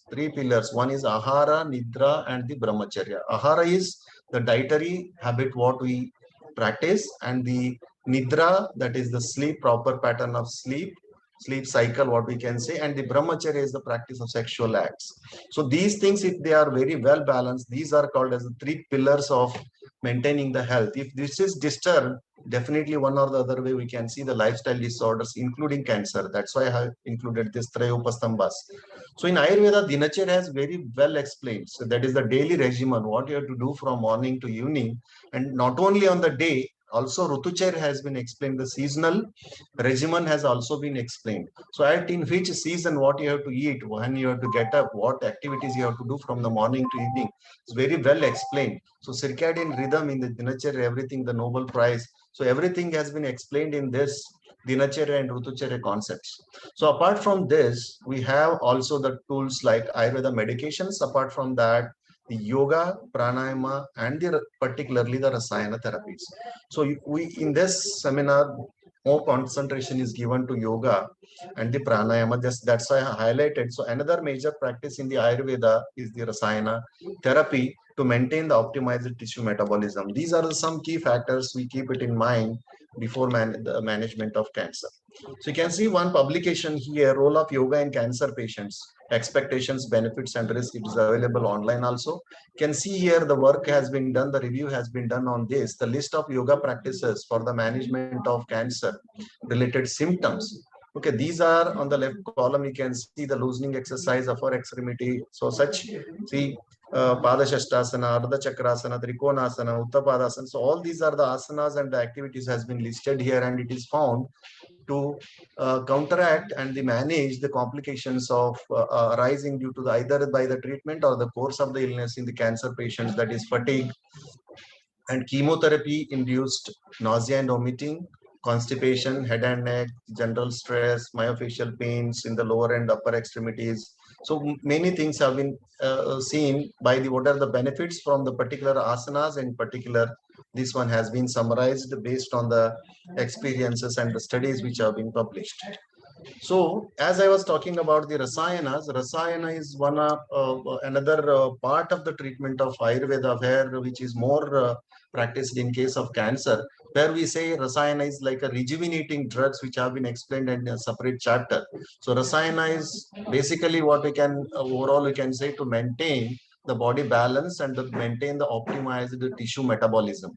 So this rasayana has been practiced. To have tried to make a chart here, sir, preventive aspects and the once it is manifested, and if the side effects during the treatment, what rasayanas can be, how the approach for the rasayanas. For example, preventive aspect, if you want to go for the rasayanas, which is a major area where prevention work is going on in the field of the cancer, certain institutes like the ICMR and ICPR, they are all working on the preventive aspects. So in the preventive aspects, what we can integrate in the from the Ayurveda and yoga, if one person is having a positive family history of cancer, the positive family history of cancer. So in such conditions, we can, the person is not having cancer, but positive family history is there. In such conditions, we need to identify particular cancer. Is it related to lung, or is it related to stomach, or is it related to liver? In such a case, we can use particular rasayanas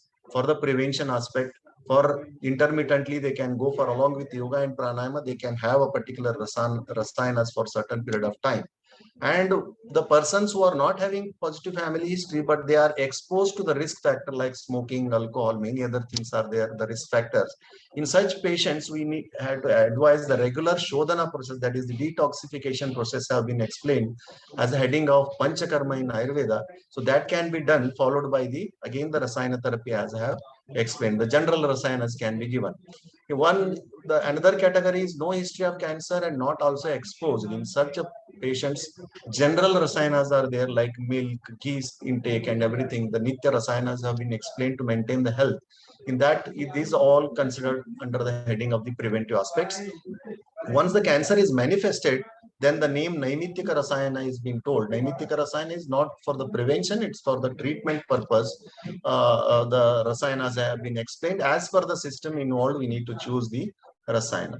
Once the side effects during the chemo, radio and other anti-cancerous drugs, what they are giving, like hair fall, the GI symptoms, nausea, vomiting, headache, weight, dryness in the body, stomatitis, many things, headache, many things are there. So for that side effects during this, the particular rasayanas can be used to counteract those side effects. So you can see here the rasayanas may be used in general for the prevention of the cancer. That is nitya rasayana, what I used to was telling, like Chavana Prashavalehe can be taken not completely regularly, but at intermittent places, and Amalaka Rasayana, Brahma Rasayana, Haritaki Yoga, these can be practiced for all people, healthy peoples also, for the prevention of cancer. So many articles also we can see like prevention of cancer through lifestyle changes. So this has been published. Okay, so it says that diet consisting primarily of whole grains, fruits and vegetables with limited amounts of meat, this has been recommended, and 45 to 60 minutes of daily exercise can significantly bring changes in the hormones and growth factors known to be associated with cancer. It is published. So if we go through the publications and the preclinical studies, the Rasayana is having these all activities, that is antioxidants, free radical scavenging, rejuvenating activities, promoting apoptosis, replenish with a new healthy cells, and immunostimulant, nutrient supplement, anti-hepatotoxic, antibacterial, anti-carcinogenic, anti-ulcerogenic, antioxytocic, and which is going to enhance the immunity of the normal cells by preventing the risk of cancer. So these type of studies have been done on the rasayanas. It is going to do these several works. It is based on the just preclinical studies also. The clinical studies are very less done, and we are, so these are few of the publications. You can see the concept and the practice of immunomodulation in Ayurveda and role of rasayanas as the immunomodulators. So immunomodulatory activity of Amalaki Rasayan and experimental evaluation. So many publications you will get in the PubMed and good journals where the effect of Rasayan has been given. And also the published articles from the PubMed says that a large number of herbs have proven their efficacy in breast cancer cell lines. So most of the studies have been done now on the breast cancer cells. Previously also the yoga study related we have seen, they are also done.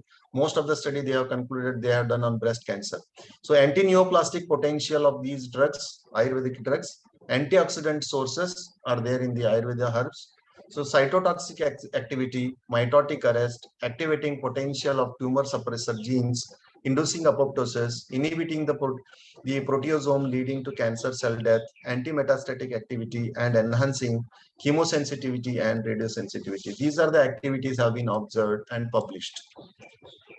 So these are few of the drugs, just very few I have named it here, which are coming across in breast cancer. Buteo flowers, and the Withania somnipara, Amelia rives, and many other Triphala, Panchakola, many other drugs have been proved in the publications. So overall with this, at present at All India Institute of Ayurveda, which is one of the apex institutes for the Ayurveda in India under the Ministry of Ayush, we have taken up several collaborative research works because we need the many claims are there in Ayurveda practitioners, but the strong evidence at high platforms like the apex institutes like AIMS and IIT have taken a collaborative research on breast cancer, lung cancer, and now we are headed with the oral cancers, and also we are directly means with the evidences we are going for the clinical researches where exactly the researches are lacking in Ayurveda clinical researches, and we have a satellite cancer center at National Cancer Institute, Jajjar. It is one of the institute of part of AIMS, Delhi, and integrated cancer care OPD at EIA. We are seeing lot of patients with a different cancers approaching to us, as I have mentioned, for different purposes. We have seen a lot of cases and we are documenting them. And Center for Integrative Oncology has been established as a collaborative center between All India Institute of Ayurveda and National Institute of Cancer Prevention Research, ICMR. So this setup is continuously working to generate the evidences at high platforms. This one, and overall I can say the preventive aspects, what we can do with the help of this integration and whatever Ayurveda, yoga, all integration may help in optimizing the tissue metabolism and may prevent abnormal cell divisions by checking the genes, oncogenesis, and all these pathologies. It's a preventive aspect. These two can be expected, and the research works can be conducted and thought on these lines. And the therapeutic aspects, we can expect the treatment without considerable complications, may help in improving the quality of the life of the patients, reducing the disease symptoms, prevention of tumor regression, increasing survival period of all types of cancer patients, prevents the progression of the disease, reducing the risk of the relapse, significant action in reducing the side effects of chemo and radiotherapies, impact at the genetic level. If you consistently give the rasayanas, nitya rasayanas, it may make a genetic level change from the progeny to progeny. That can also be done. And maintenance of Agni and the Sharira Bala and Manasa Bala, that is the overall health, as well as physical, as well as the mental health maintenance. All these things can be achieved with the integration of Ayurveda, yoga, and the conventional practices. We are heading towards these goals with the collaborative researches also. So just I gave a brief about the Ayurveda, what it is looking towards, and how we are planning and where we are standing to understand the Ayurveda in terms of understand cancer in terms of Ayurveda, yoga, and integrative approaches. So at present we can add add lives to years, if not years to life of the cancer sufferers. Thank you everyone.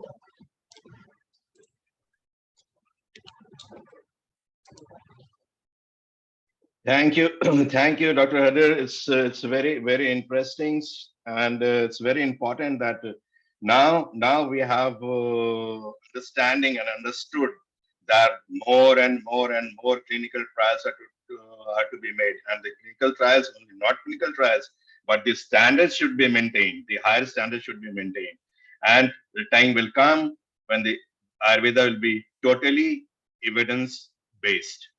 Thank you very much for your efforts, and thank you for what you are doing. Thank you.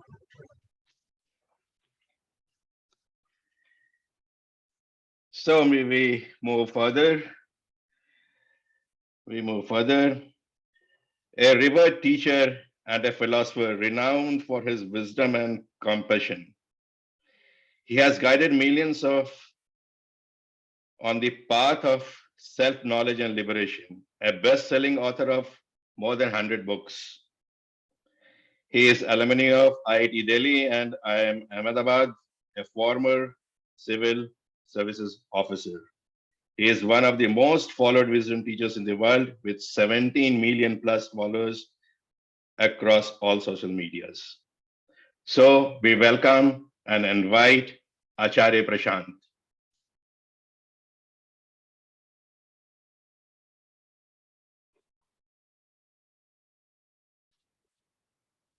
I think Acharya Prashant is not available.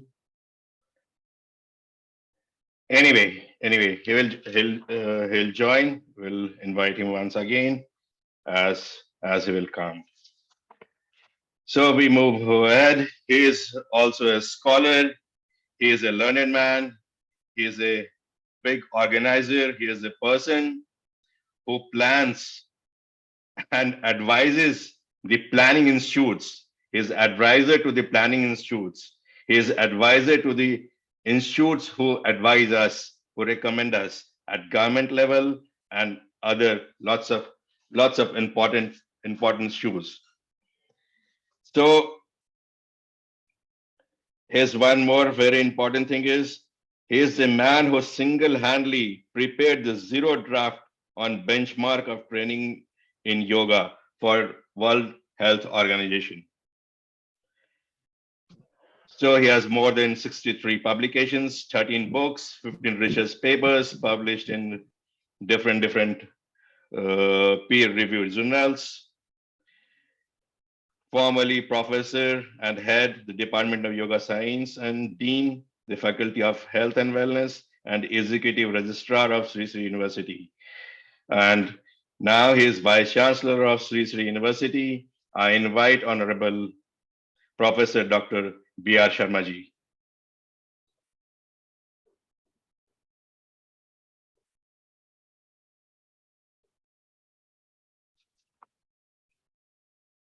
I guess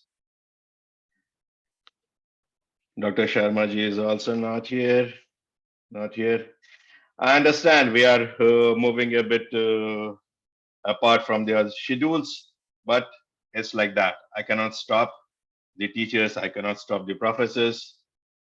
So the things go on like this. Next is also a very important person. Is the first Indian to be recognized as a IAYT certified yoga therapist by the International Association of Yoga Therapists, United States of America. He has authored 27 books, 300 and more papers. Is member of expert committees of Ministry of Ayush, including its Yoga Certification Board, National Board for Promotion of Yoga, Naturopathy, Scientific Advisory Committee, and Standing Finance Committee of CCRYN, and so on and so on. When I was going through his biography, lots of medals. He's throughout gold medalist.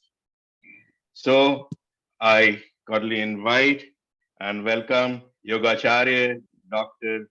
Anand Balyogi. Please.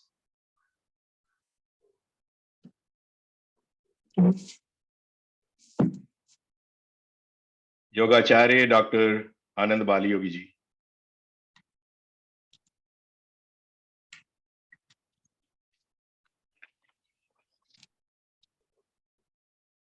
So I think he is also not present. Very sorry. 3 important speakers, they're not present. Anyway, so with this, are you hearing me? Hello. Yes, we can hear you. Fine. So due to the time differentiation and all, these participants are not here. Anyway, we'll try to culminate them tomorrow, or we'll have a special session for them. So with this, we end today's program. We are thankful to everybody who has joined and who has left, who is listening, who will be listening. Kundan जी बालयोगी जी आ रहे हैं और आचार्य प्रशांत जी भी आ रहे हैं. Both are very nice. We are waiting. Wonderful. Connect the Balyogi ji first. Okay. Let me know once he is here.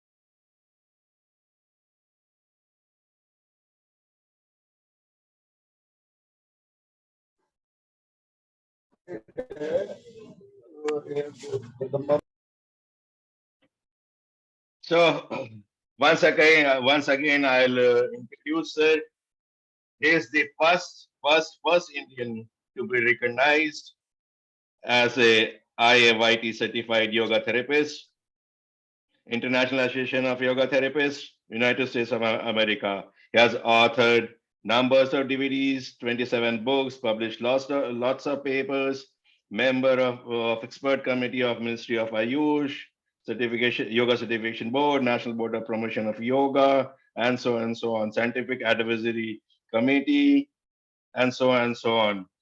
He is throughout gold medalist. When I got through the biography, everywhere gold medal, gold medal, gold medal. So once again, sir, you are here. We are happy to see you. Sir, please.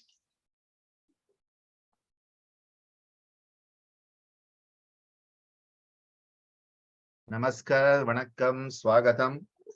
A very special occasion, and our congratulations from the ISCM, our Institute of Salutagenesis and Complementary Medicine of Sri Balaji Vidyapeeth in Pondicherry. I take this occasion to congratulate you on this very important event, an event where even in the midst of all struggling, even in the middle of all turmoil, that we say the show must go on. Come what may, we have to show up and we have to take the show forward. That is the spirit of our Bharatiya Sanskriti, our Indian culture. When we talk about yoga, one of the dimensions that has become very popular these days is that of yoga therapy. Now, when we say yoga therapy, we have to be very careful because my own beloved father, Swami Geetananda Giri, he used to say that modern yoga therapy is just modern physical therapy with Indian clothes on. That is how he used to describe modern yoga therapy. That we have taken the Western model of physical therapy and we have put, instead of physical therapy, we use the computer and we say search and replace. So wherever it said physical therapy, physical was replaced by yoga and it became a modern yoga therapy. Now he used to say this 30 years ago. 30 years ago, he used to say it. What will he say today? Well, he will say what I am saying, that we have to go back to the original traditional understanding of yoga therapy in its holistic sense, the whole someness of yoga therapy, which is to be termed yoga chikitsa. Hence, nowadays, I'm very strongly advocating that we use the term as it is meant to be used as yoga chikitsa, because otherwise we tend to forget where it has all come from.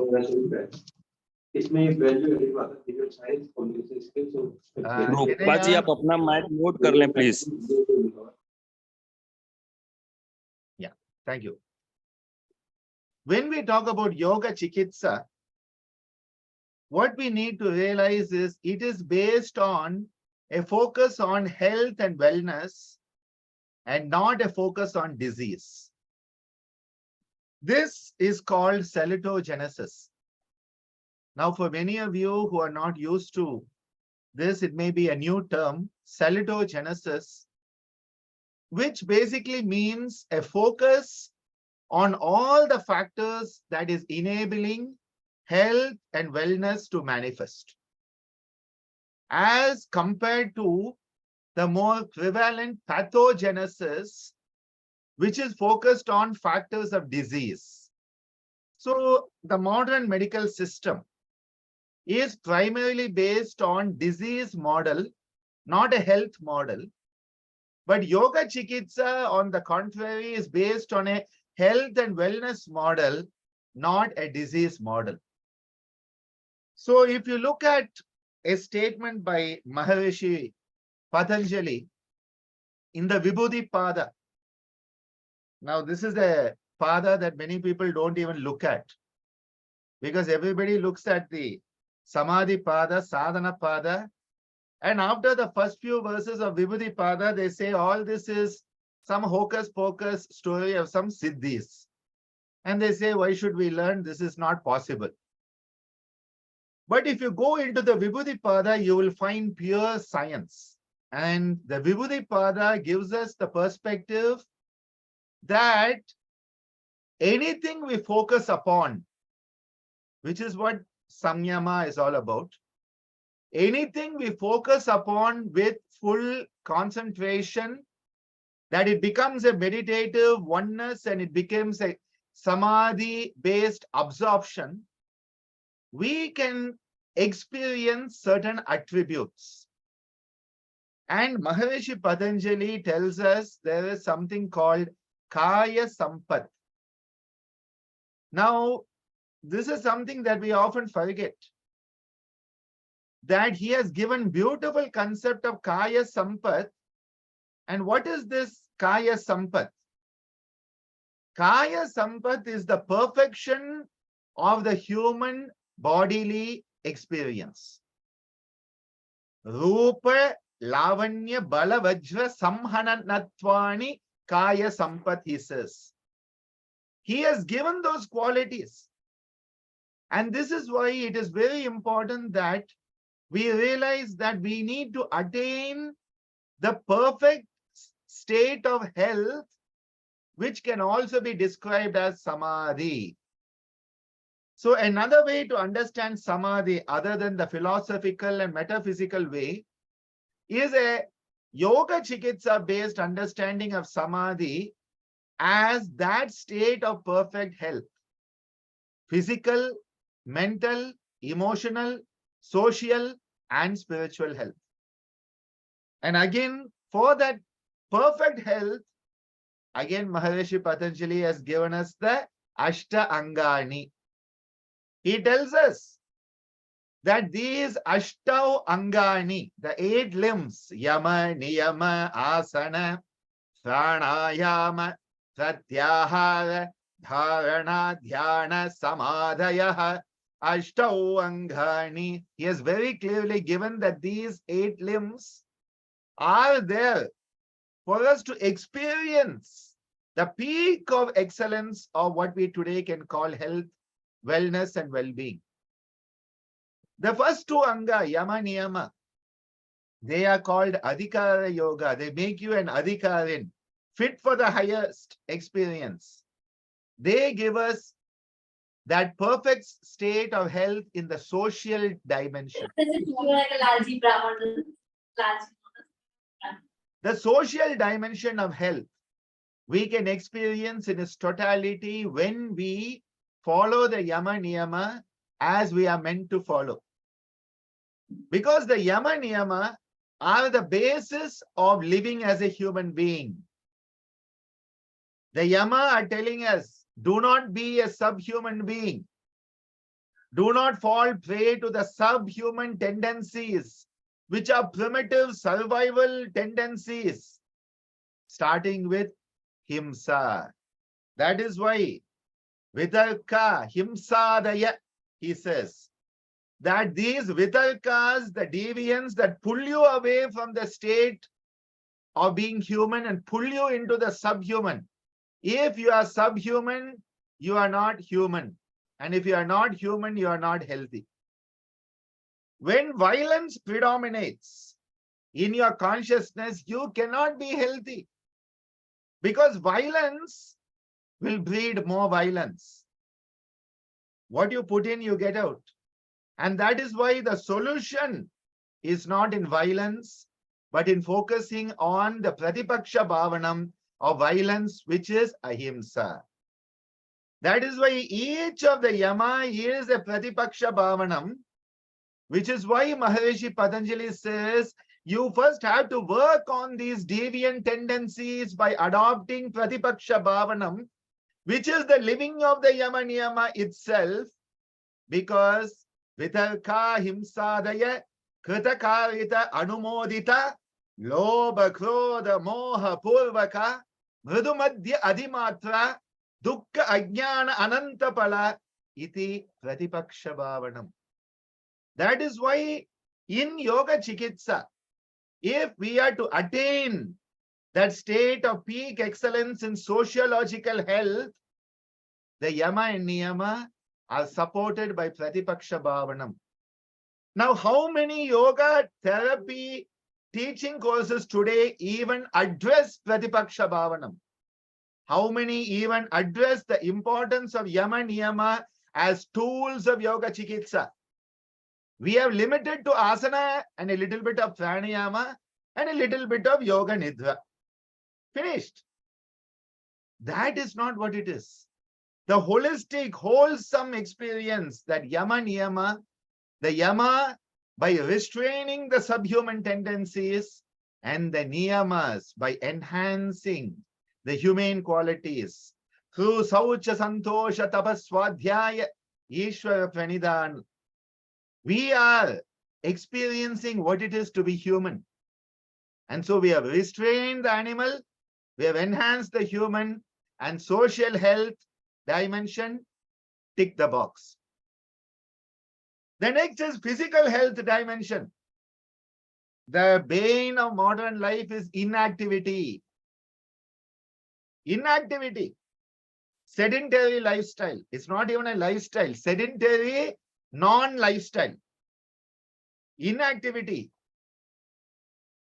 The tamasika predominance pushing us into a kapadosha predominance, and to beat that, to move from tamasika into rajas, from the kapha through the pitta into the sattva, we have the practice of asana and pranayama. And that is why we are very unstable.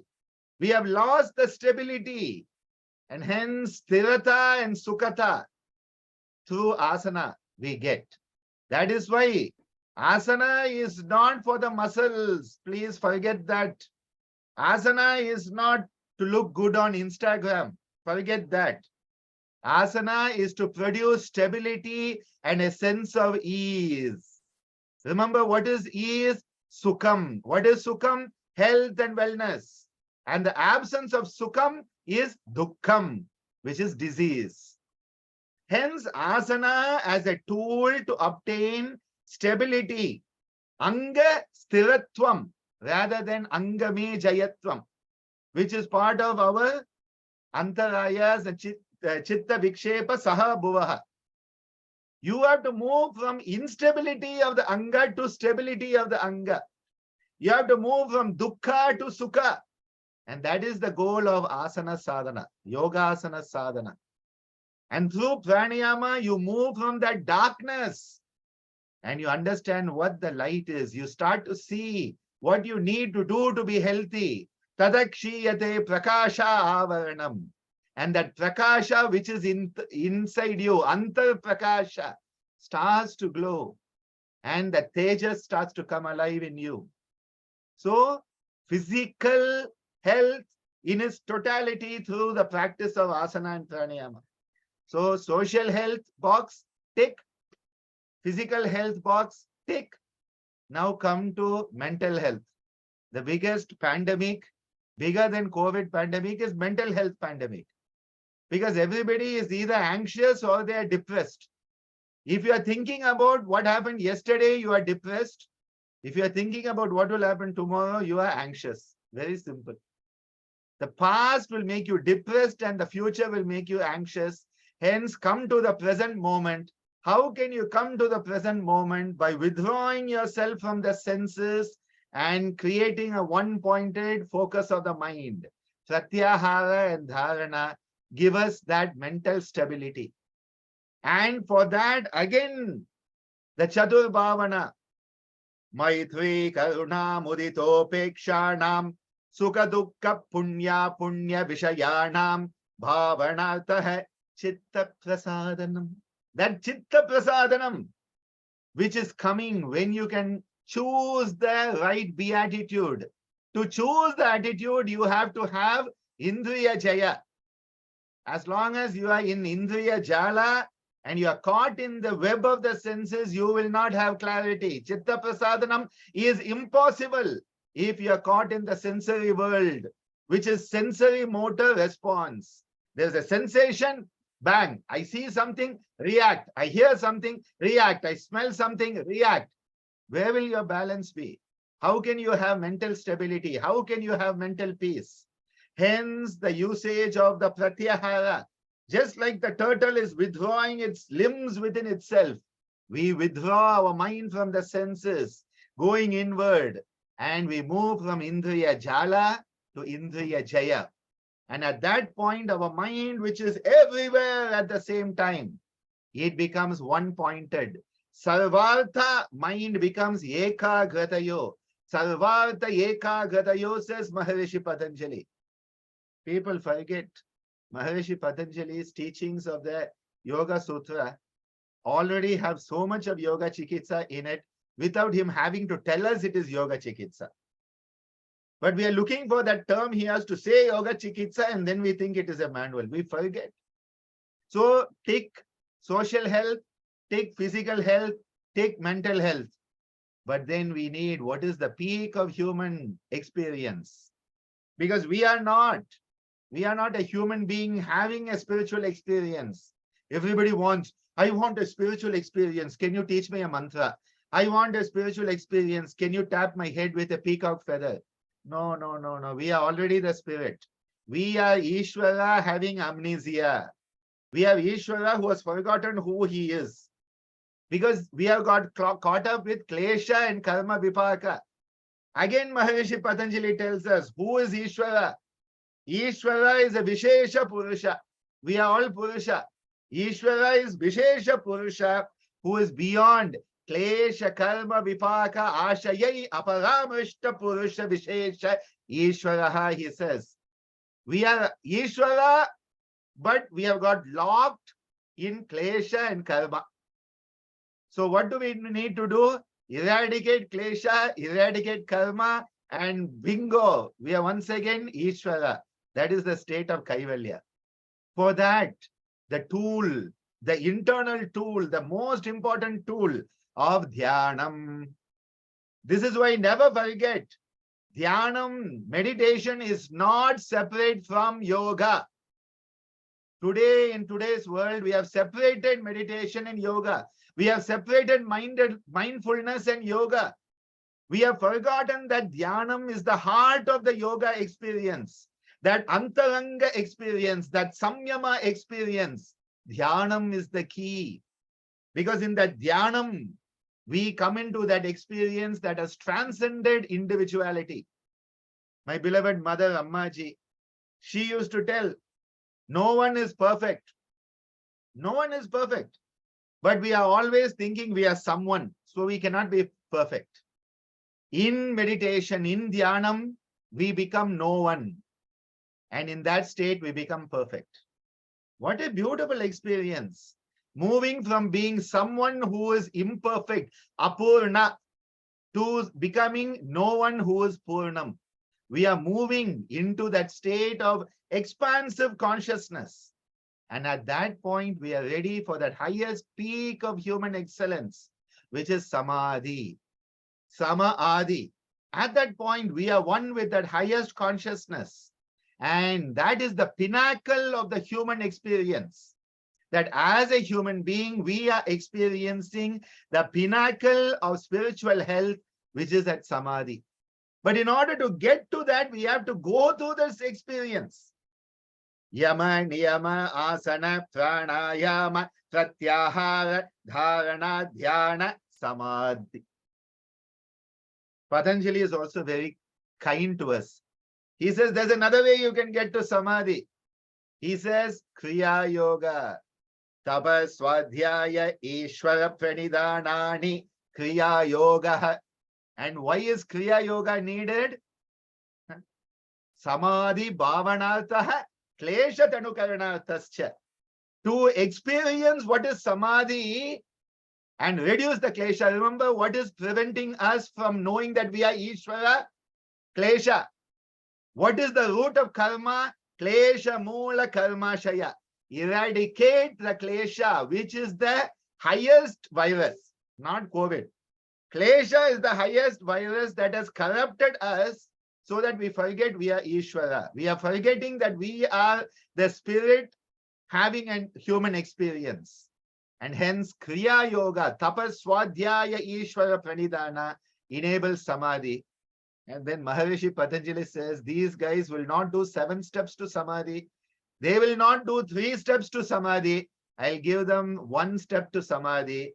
And he says, Ishvara Pranidhana, Samadhi Siddhihi, Ishvara Pranidhana. Through Ishvara Pranidhana, you can attain Samadhi. So even if you cannot do anything else, it is said in Kali Yuga, all you have to do is think of the divine. They say smarana of the divine. That itself is the tool. When you can constantly remember the highest, in that state of acceptance of divine will, in that state of absolute sharanagati, you have that experience of Samadhi. So today I would like to leave you with this thought. Samadhi as the peak experience of health, well-being and wellness, and the Ashta Anga as the tools of getting to that point and remembering who we truly are. We are Ishvara, but we have forgotten it. The day we remember we are Ishvara, the day we once again experience being Ishvara is the day called Kaivalya. Namaste, Dhanyavadaha. Thank you so much for this opportunity. Thank you, sir. Thank you, sir. It was wonderful. It was wonderful. It's gone inside us to think how to be, not to be unstable and not to become a subhuman. Thank you, sir. Thank you for your speech. It's always kind to learn from you. Very nice. Thank you, sir.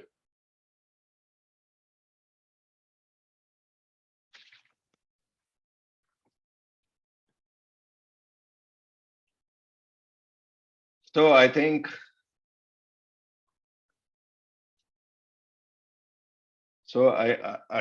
with this we will end today's session. Today's session we will end, and you are most welcome. Once again, I apologize for some technical problems in the starting, and due to this time schedules. So it's like this. When you want to learn something, you will have to have some patience. Thank you, everybody. Thank you, everybody. See you tomorrow. Thank you, everybody. Thank you, sir. Bharaji, shall I end? Bharaji? Sir. Yes. We will answer today. Sorry? We will end the session, sir. Yeah. Because Prasant sir, Acharya Prasant told me that he will be joining us tomorrow. Okay, So sir. No problem. Okay. Thank you, everybody, once again. Thank you, everybody, once again.